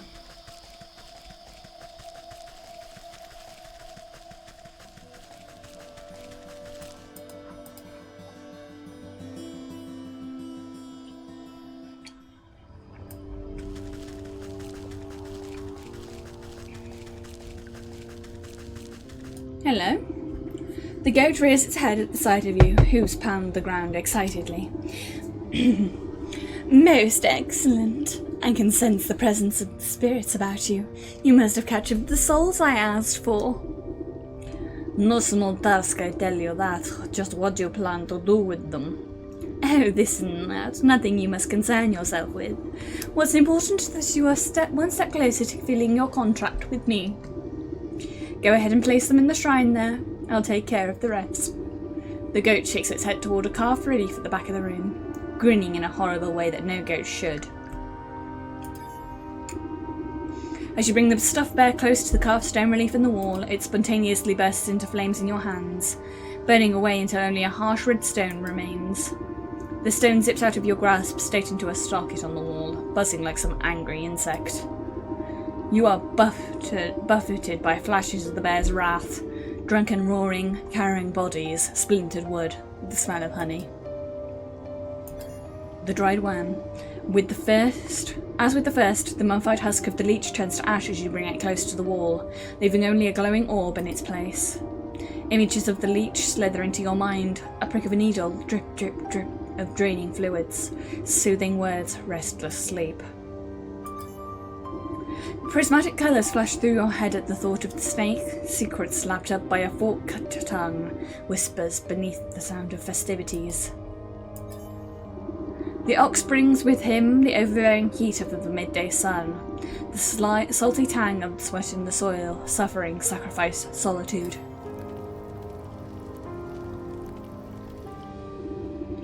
You step away from the shrine and its smouldering stones, your burdens suddenly feel much lighter. Beside you, the sleeping maiden stares in her slumber, but does not wake. Now then, you've had a very long day. Why don't you get some rest? Tomorrow we shall pick up bright and early. Yes, I am quite tired. See, that's why I'm like, the goat is 100% the bad guy here.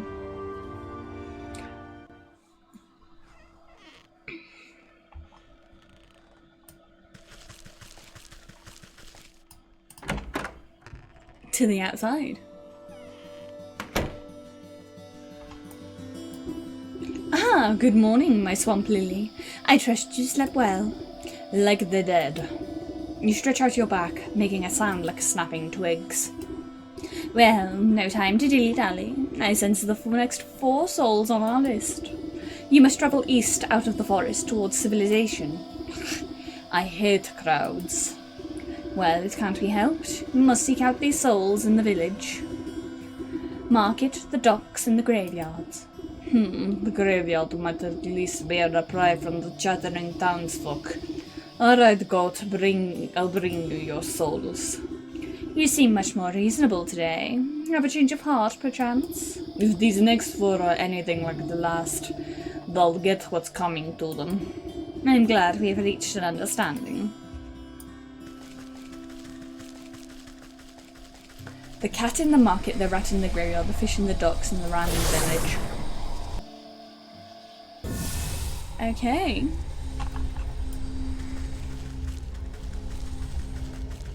They said east out of the forest to get to the village.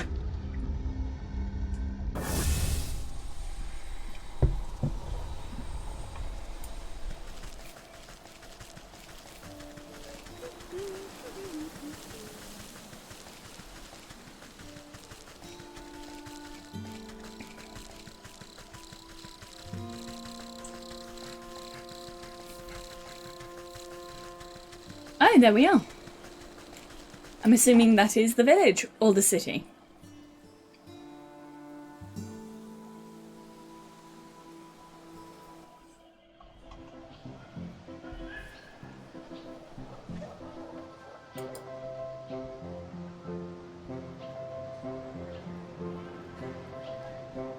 Okay. What are you?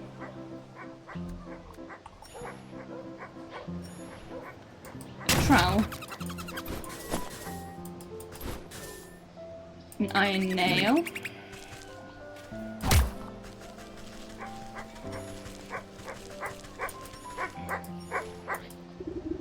This anxious little dog attempts to frantically get town guards' attention. They stand watch in front of the smoking ruins of a burned-down shop.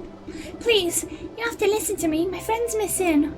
The guard stifles a yawn, annoyed at having to work. Oh yeah? And what's your friend look like? Sleeves of the sheepdog's oversized sweater flail about comically. She's about yay tall, wears a green vest and has black wool. So she's one of them sheeper. Probably just got lost, you know. Them types aren't too bright. She didn't get lost, she's gone missing. Her workshop's burnt down on purpose, can't you smell the air? Calm down, sir. We're investigating the situation, but I'm sure the fire was a simple accident. Bet your friend just left the kettle on or something. Why don't you check with the ram in the town square? If anyone knows where a lost sheep is, it's probably him. How can you say that? Everyone knows the ram hates the black sheep. Look at all these footprints, I bet the goons have something to do with it. Listen, you're starting to get on my nerves. Just leave this to the professionals, alright? Turns away from the dog and goes back to doing absolutely nothing.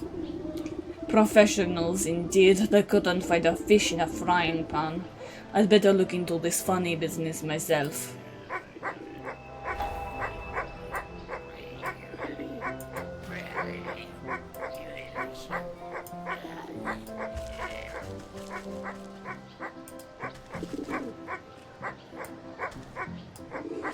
So the ram... Yeah, we're gonna cook you, Finley. Delicious fish dinner. Num num num num.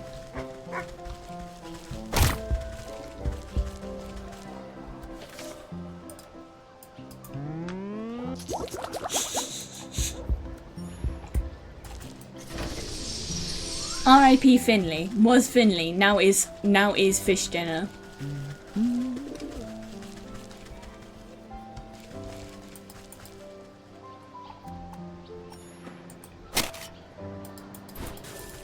We got a cobblestone.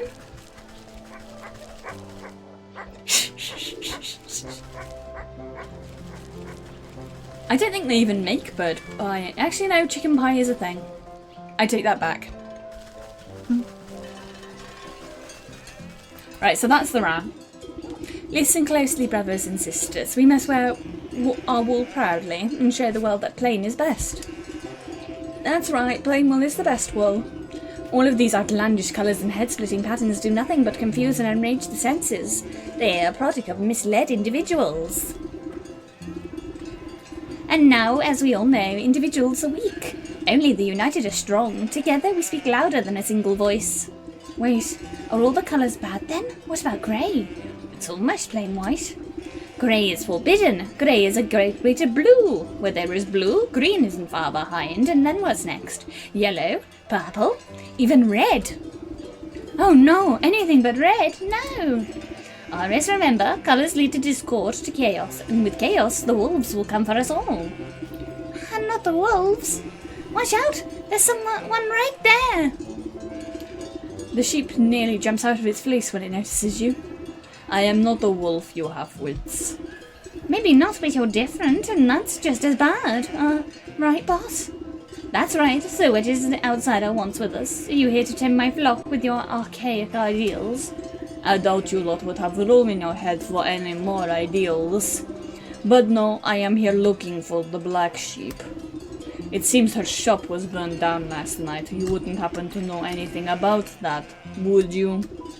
Bah, that bothersome black sheep is a thorn in my side. Never heeds my warnings, always goes against what's good and proper. But I assure you, I was tending my flock all night, so I had nothing to do with her disappearance. That little sheepdog begs to differ. She says you've always had it out for black sheep, and I am inclined to believe him with all your prattling. Lies and slander! You have no proof of any wrongdoing. For all we know, she may have just left the kettle on. The sheep stomp about. You notice flake after some ash leaving black marks on the cobblestone of the village's square. Proof looks to me like some of your flock have sooty feet. I wonder where this suspicious trail would lead.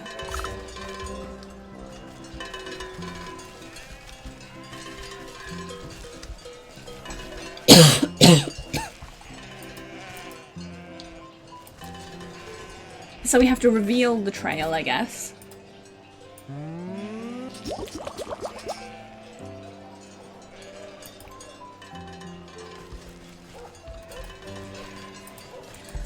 See, fish fingers and custard aren't like they're not for me. I'm more a fish pie. I like fish pie, or any variation of it. Admiral pie, fish pie, and the one that's got parsley that I can't remember the name of, mariner's pie. Because you have fish pie, mariner's pie, and captain's pie. And they're all pretty good. You sprinkle the revealing powder over the cobblestones to reveal hidden footprints, still blackened by ash. It appears as though several individuals were dragging something away from the town square last night.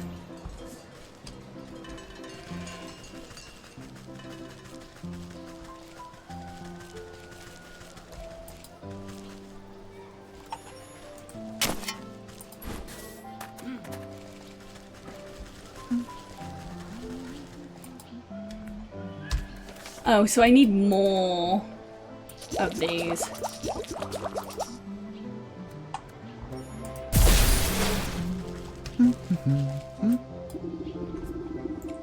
A struggle must have occurred here. You find the remnants of a torn burlap sack and some scattered fistfuls of wool. The footprints leading away look to be moving at great speed, like someone was being chased. Oh, do you guys not have different types? If you only have like chicken pot pie and stuff. Huh. Strange. But I guess it's because you guys don't really do seafood as much as we do. It's a fucking mimic. There was a fucking mimic. I like shepherd's pie's good.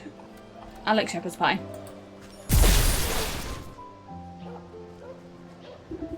A pair of lone footprints stuck into this vegetable garden. You notice some more footprints searching in confused directions further afield. The black sheep must have been trying to hide from her pursuers. Maybe she managed to throw them off her trail.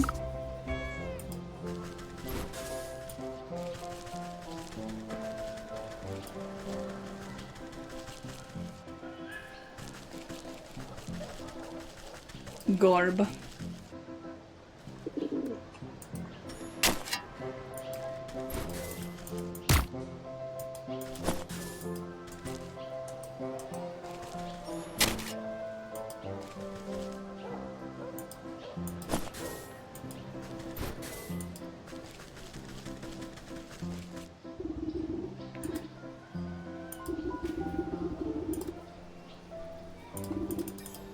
So that's our shortcut into town. Nice.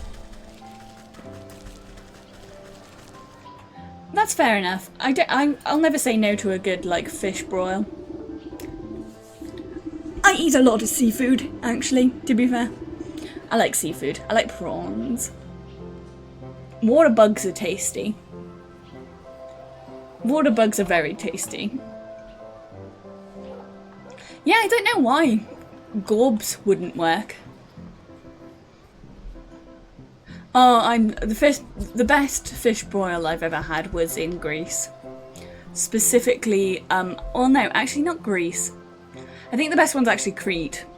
The one I had in Cyprus as well was really good. Nummy, nummy, nummy. I can't wait to go on holiday again next year. After following the ashen trail through the black streets, you come to a dead end. Your only company is a stone gargoyle squatting atop a building corner.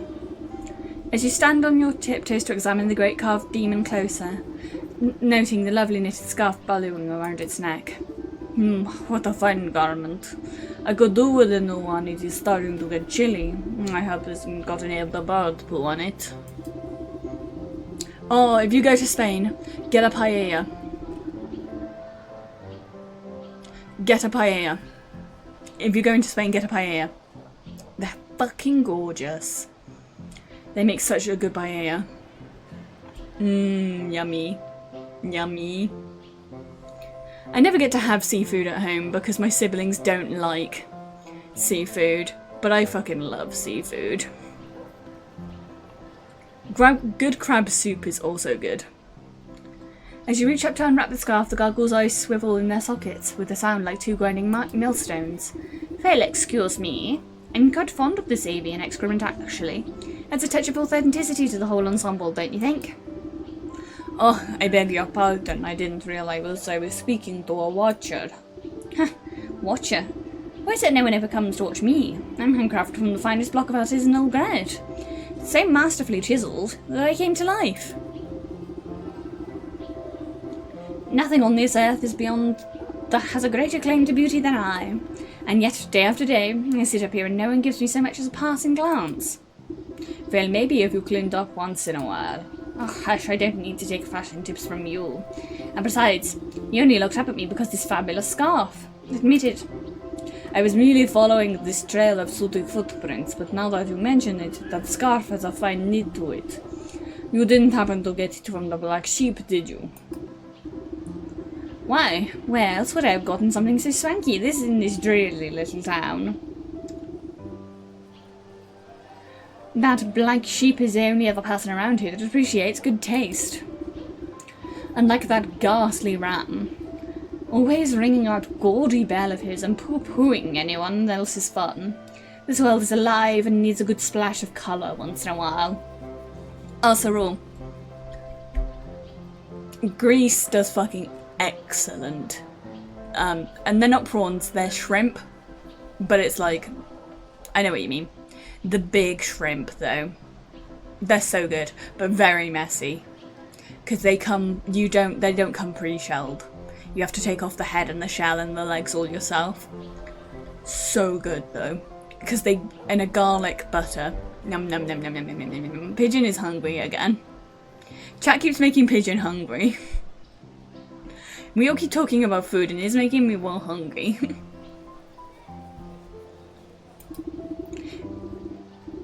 Garlic butter, yummy. Mmm. You know where the black sheep is then. Now, hold on. How do I know that you aren't another agent of banality like the ram? Just look at that skirt. So last century. You'll have to prove that you're an ally of the fashion scene before I say another word. Now I've had my eyes on some new shoes for ages. Why don't you just snag a pair from the village? Surely nobody will notice. Pah, these clogs aren't fit for a horse. No, I've got my heart set on elf shoes. Delicate, dainty, exquisite, and absolutely to die for. Plus I could do with a nice hat to go with my fetching scarf, and perhaps some needle and thread to do some alterations. Well, what are you waiting for? The fashion scene moves too quickly to stand around idle.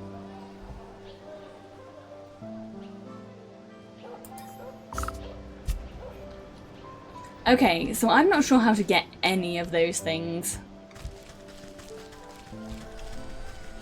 So we've reached the point in that quest where I'm stuck.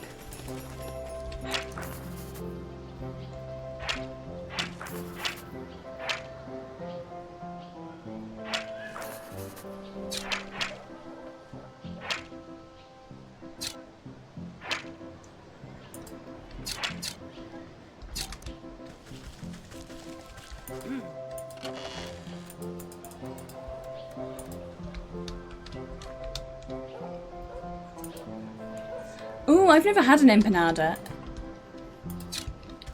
I would love an empanada. I love pastry. Pastry yummy. Everything yummy. I'm just weak for food.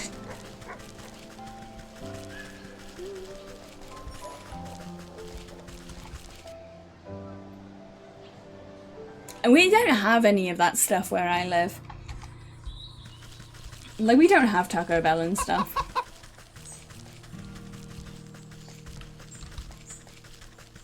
We only really have, like...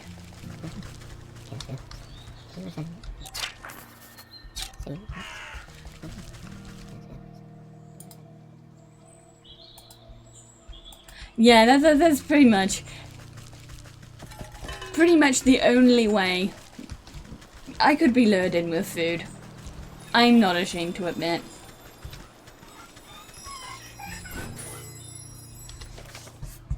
There is a Taco Bell in the UK, or maybe like 3 Taco Bells in the whole of the UK, to my knowledge.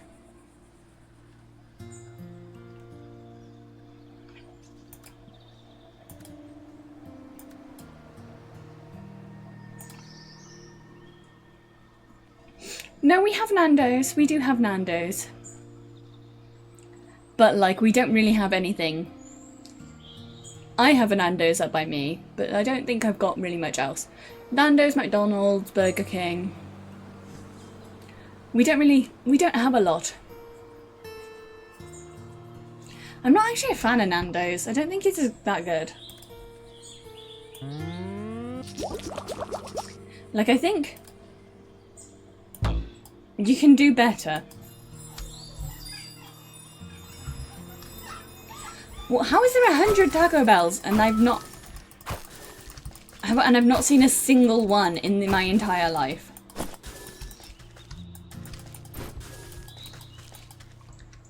Like, surely if there's that many Taco Bells, I should have seen at least one.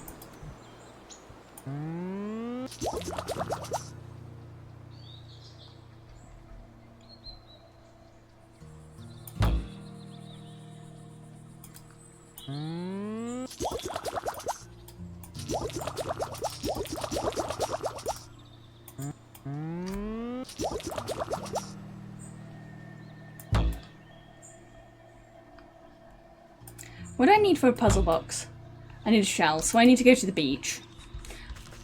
I can't sort the ram quest until I go to the beach, apparently.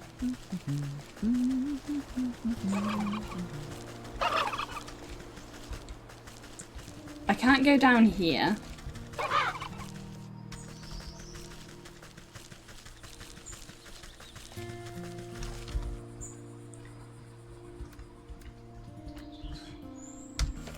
Map.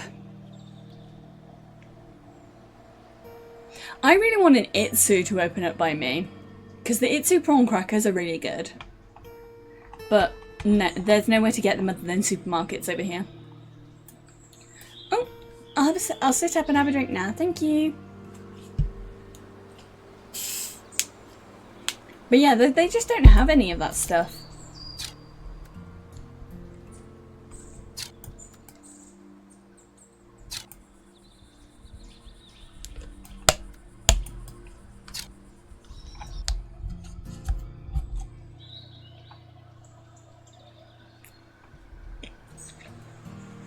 Oh, even we have a Wagamama. Wagamama is common.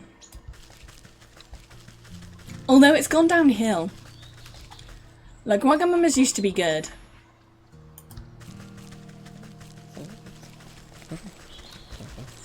Wagamamas used to be good, and it's gone downhill.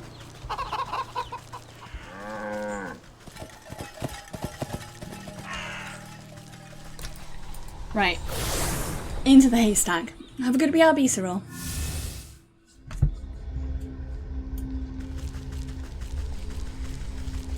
Into town.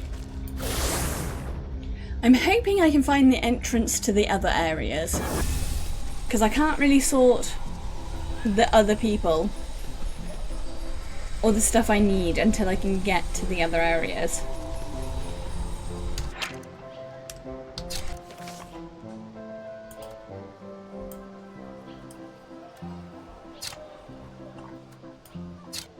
Okay, so we just got to travel through town.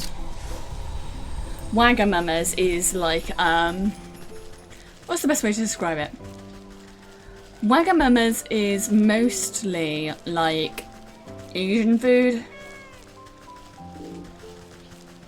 It's a lot of Japanese. Japanese is probably the best way to put it. It's Japanese food, but they got rid of a bunch of the things off the menu and it's not as good.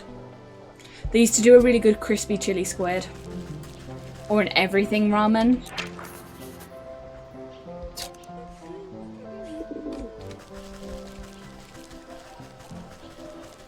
And they got rid of the everything ramen, and now it's shit.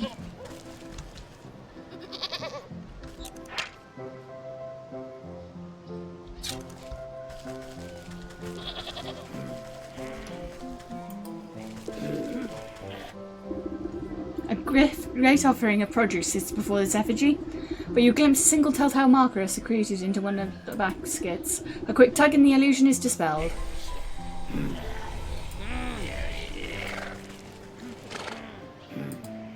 Oh dear, they're fighting again. You elbow your way to the front of the crowd that's gathered to observe the three-way shouting match. A trio of merchants are yelling wildly at each other. You treacherous fiend, I know it was you that stuck into my shop and put mealworms in my bread.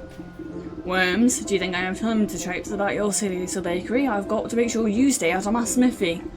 Firecrackers in my coal? Could have lost an eye.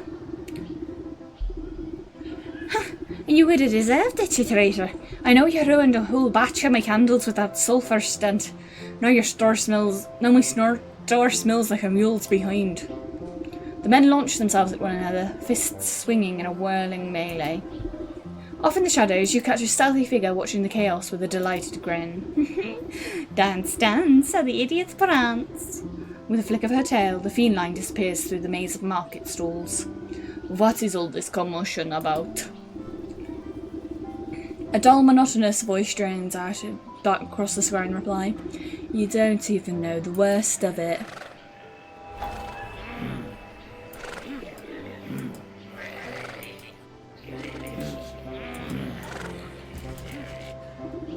Hitched to a post, this tragic creature raises its tear-filled eyes at you. Despite its depressing appearance, you find yourself somehow feeling lighter. What on earth is a rainbow spirit doing out in the midst of a market brawl? I thought your kind thrived on love and sunshine and all that sappy drivel. Oh, sure. Normally this market's a wonderful place to be. But lately it's been nothing but misery and unrest. Just look around. All I see are three little lads puffing their chests and barking like mutts. Surely a hot meal and a good night's rest will cool their heads. I'm afraid it goes deeper than that. You see, all sorts of awful things have been happening. Vandalism in folks' gardens, trash in the well, wagon wheels tampered with, rumours spreading like wildfire about this and that, cheats and lies. No, I'm usually the one who keeps the peace around here with my trusty magic horn, makes the truth flow and keeps folks honest. But with all this deception and treachery in the air, it's as limp as a noodle. My powers are useless. A druby horn is no laughing matter. If you had a bit of a pick-me-up, do you suppose you could get this place back under control? Sure as sugar. Just need to get some of my strength back. Good snack, Autoperk. You're right up.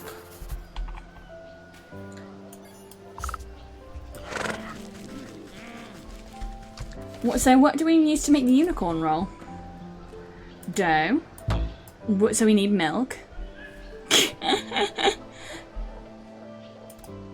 We're not giving the unicorn depression pills, no matter how funny that would actually be. We need a glitter bomb, and we need to make dough, so we need milk, so I need even more pots.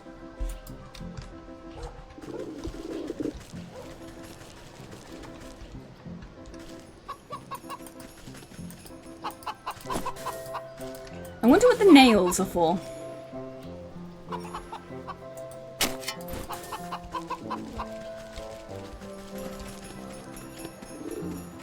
Oh, fucking Hellfin. That was bad. Even by your standards, that was bad.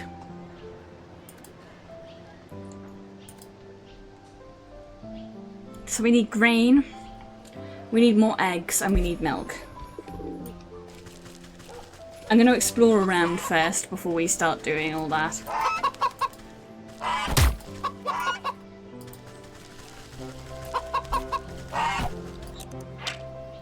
We don't know the goose's weakness. The goose is stronger than us. We do not know its weakness.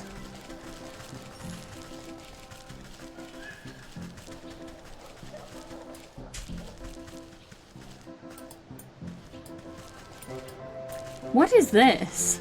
This is like a weird little area.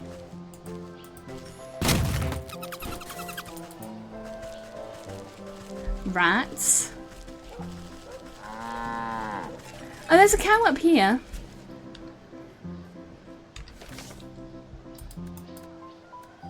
But we don't have any pots.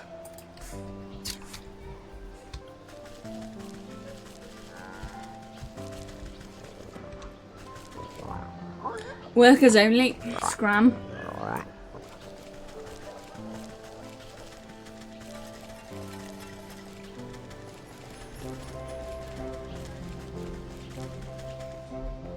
Okay, so this is the market then.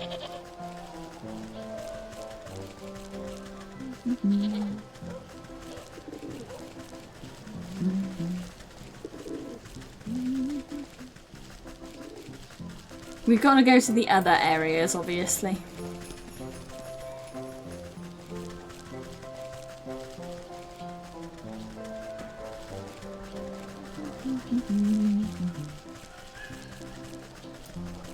So, because then we can decide who's going to be easiest to deal with. Oh, we got a skeleton key. Where the fuck did we get a skeleton key? That was kind of just on the ground. Well, a skeleton key is how you deal with a mimic.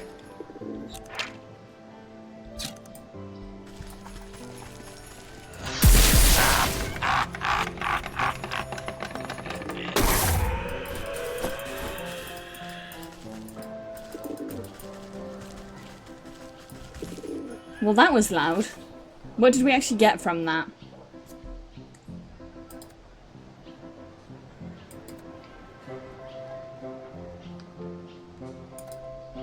A mimic's toe.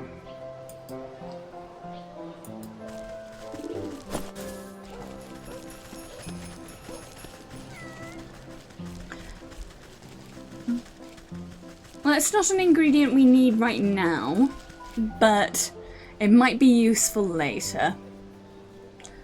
Doesn't hurt to try and get as many ingredients as I can before I actually need them.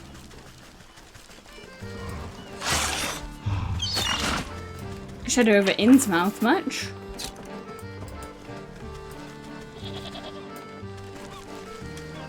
Oh, it very literally is Shadow over Innsmouth.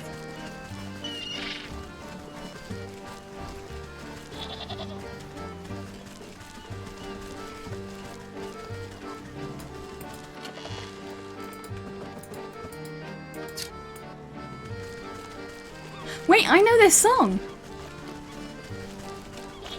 Ah, that's fucking crazy. They're using an actual fucking... They're using an actual real life, like, sea shanty for this.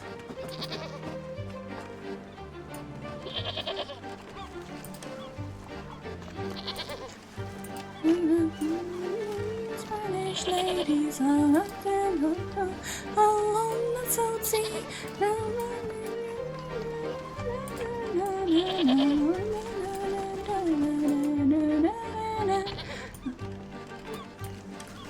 I can't believe they're using an actual sea shanty for this. I wonder how they managed that.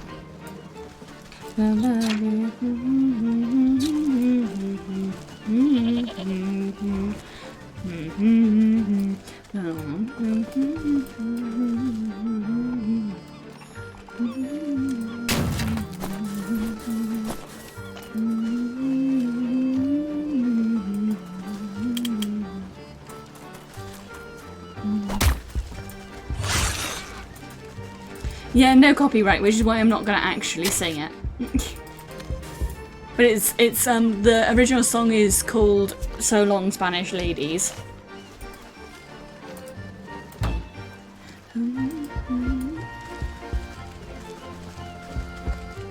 And they've changed it enough. They've changed it enough that you can't entirely tell. Unless you know the original. The angry fish people are bad.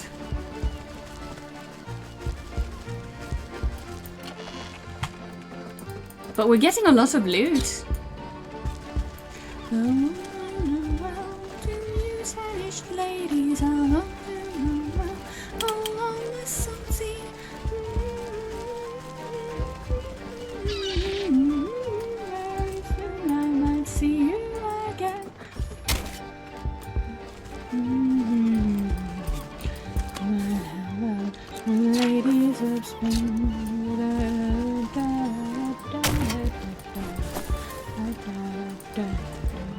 Da, da, da. Honestly, this area has the best music, hands down, I think.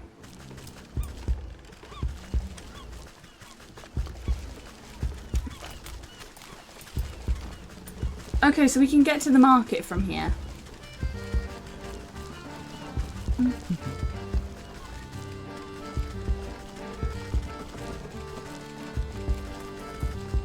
Gotta try and get to wherever the shortcut is to here without getting killed by a fish person.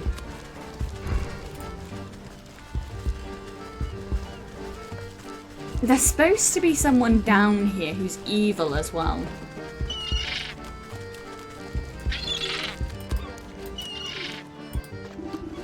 Excuse me, can you spare any seashells? I tried all along the beach, but everyone else always gets to them before I can. Oh yeah, no, Spanish Ladies is old enough that you definitely don't need to worry about the, like, copyright. But it's whether I actually remember all the lyrics as well.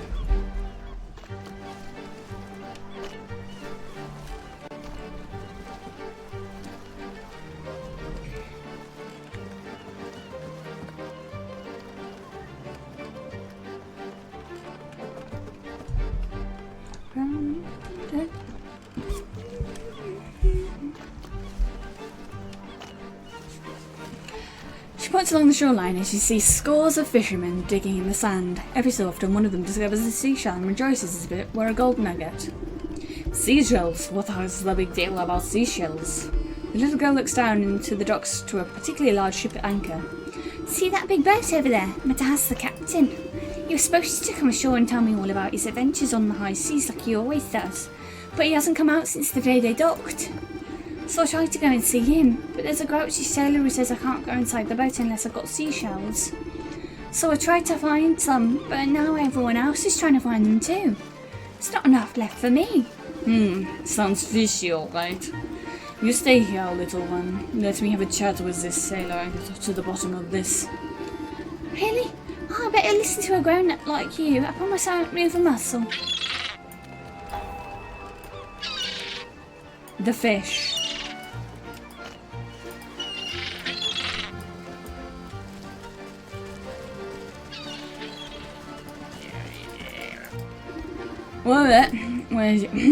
Where do you think you're hobbling off to? Me? Well, I have come to visit my son. Yeah, no he ain't. The only family anywhere on this tube's got just the sea herself. And no one gets aboard unless they pay the toll in seashells first. What a gull-blind swabby like you want with a bunch of dirty shells. It ain't for me. The captain got his own business with them shells, and ain't one to question him. So either ring me your dues or cast off.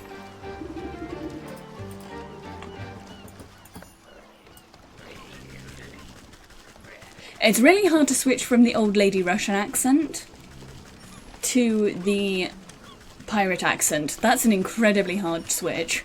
I hope he doesn't talk a lot.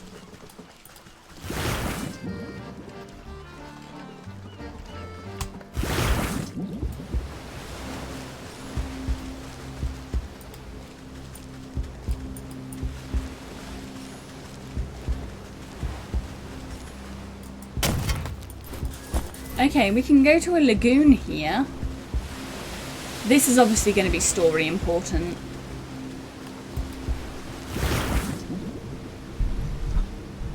Because there's nothing else there that, like, we can do with that.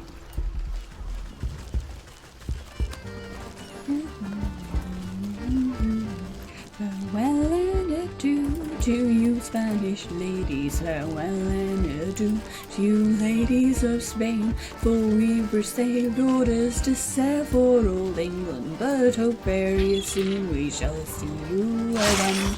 You ransom will war like true British sailors, well ransom will go all on the salt seas, will strike sounding charm on the child of old England, the merchant city. It's 35 leagues, we love our ship too, the wind at southwest, boys, we love our ship too.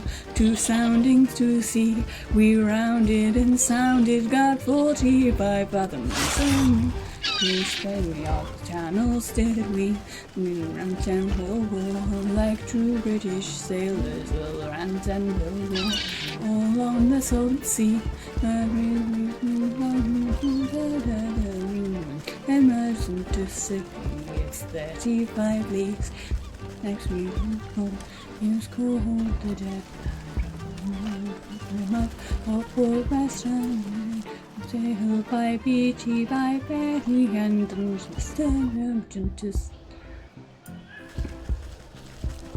I wonder if, because that song's a real song, whether any of the other songs are real songs.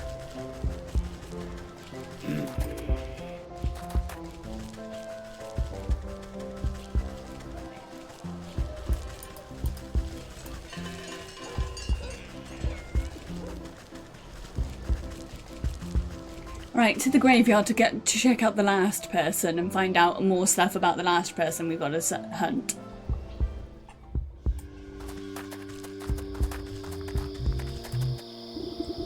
Sorry, ma'am, but I must warn you the graveyard's not safe right now. If you got flowers, go lay 'em in the griffin if you want. Blech, when I cloak, nobody better bring me posies. What is the matter? Something's got the spirits of this place rolled up in a real bad way. All restless and cranky they is. There's this horrible howling coming from the mansion up the road. A scream that'd chill the bumps right off your nose. Every time I gather up my wits to go take a look-see, my knees turn to jelly as soon as I set foot on the path. Mark my words, that creepy old place is haunted by something more than just sleepless spirit. Pah! Ghost stories for children. When you get to my age, it takes something special to put a fright in you. Well, if you're sure about that, could you go up there and tell me what you see? Maybe it has something to do with that all those ghosts so agitated. The rat.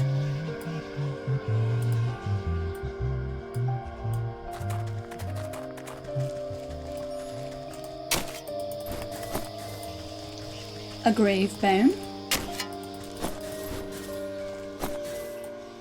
A black rose. Clay, that's useful.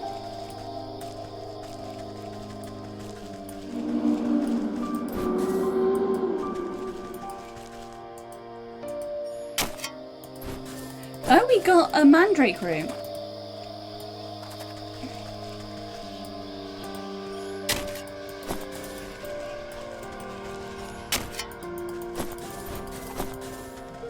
I guess that's because they say that mandrakes grow where dead bodies are. Oh, that's supposed to be the myth, isn't it?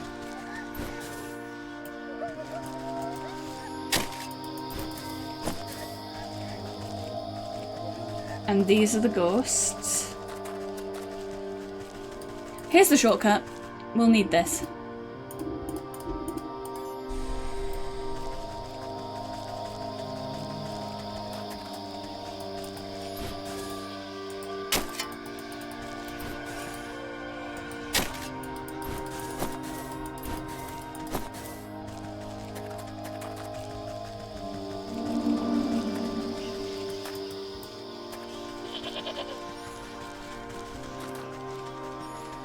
It's so weird that the sheep are also... Well, no, it makes sense that the sheep are also sort of kicking about everywhere.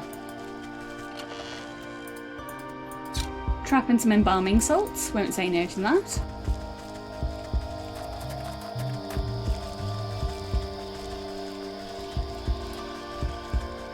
Path to the mansion.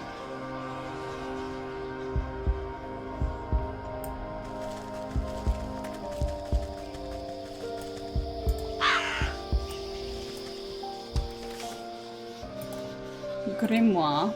I don't have the stuff to heal myself is my problem at the moment.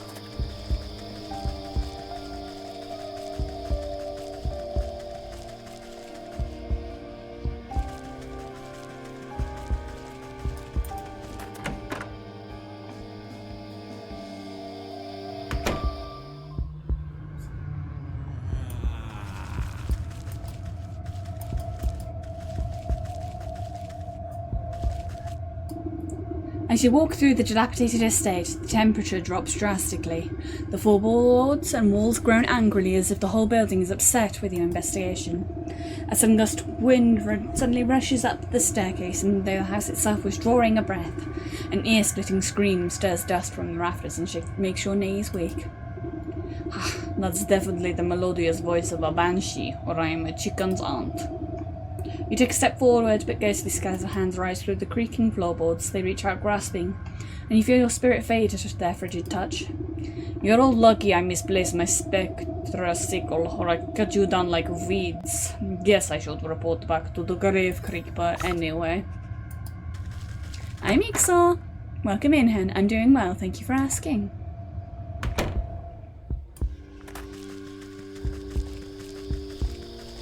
Figuring out how much longer I want to go, I think, because it's already been 2.5 hours. I might call it a night soon. Once we've talked to the gravekeeper. You're back. It's a demon from the underworld, isn't it? Or maybe a lich or somebody up an army of darkness. Relax, it is just your run-of-the-mill banshee. A banshee, I know it. No wonder the dead have been so angry lately. How are they supposed to get any rest with all this racket? But a spirit only becomes a banshee when it's terribly wronged. Who used to live in that house? I don't directly know. It's been abandoned since before my time. It's always pretty creepy though. The place was so haunted that I couldn't get a better look. A good exorcism ought to clean it right up. This sort of stuff happen often. The last year I had to deal with a ghoul that wouldn't stop breaking into the crypts. Damn fella was trying to find his long-lost love or something. Old man turns to rummage through his cluttered shack, looking for something. Anyways, eventually I had to call in the grave squad examiners. They got that nasty ghoul rounded up before he befooled too many tombs, but they left behind this out where we'd get to. They gave me this, to ward off any angry spirits that might be left over. He holds up a rusty-looking lantern.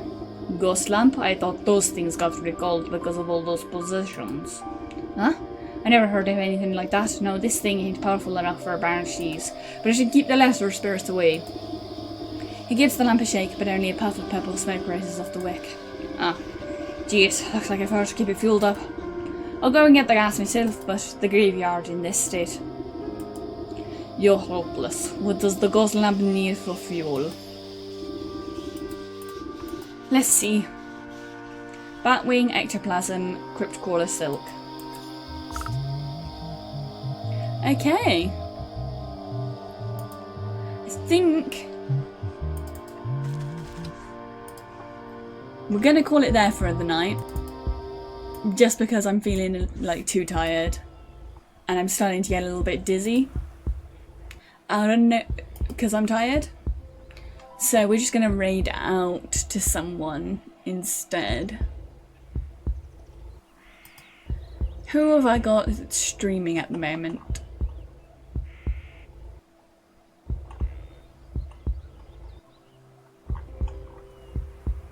Yeah, I'm going to get some sleep. It just happened suddenly that I got kind of dizzy.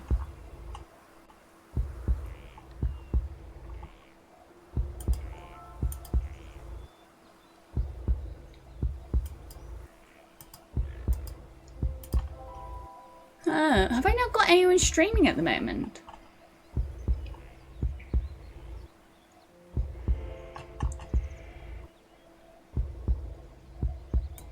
No, there's no one that's streaming at the moment. Alright then. Right. So I guess that's just going to be it. We're calling us a night tonight, peeps.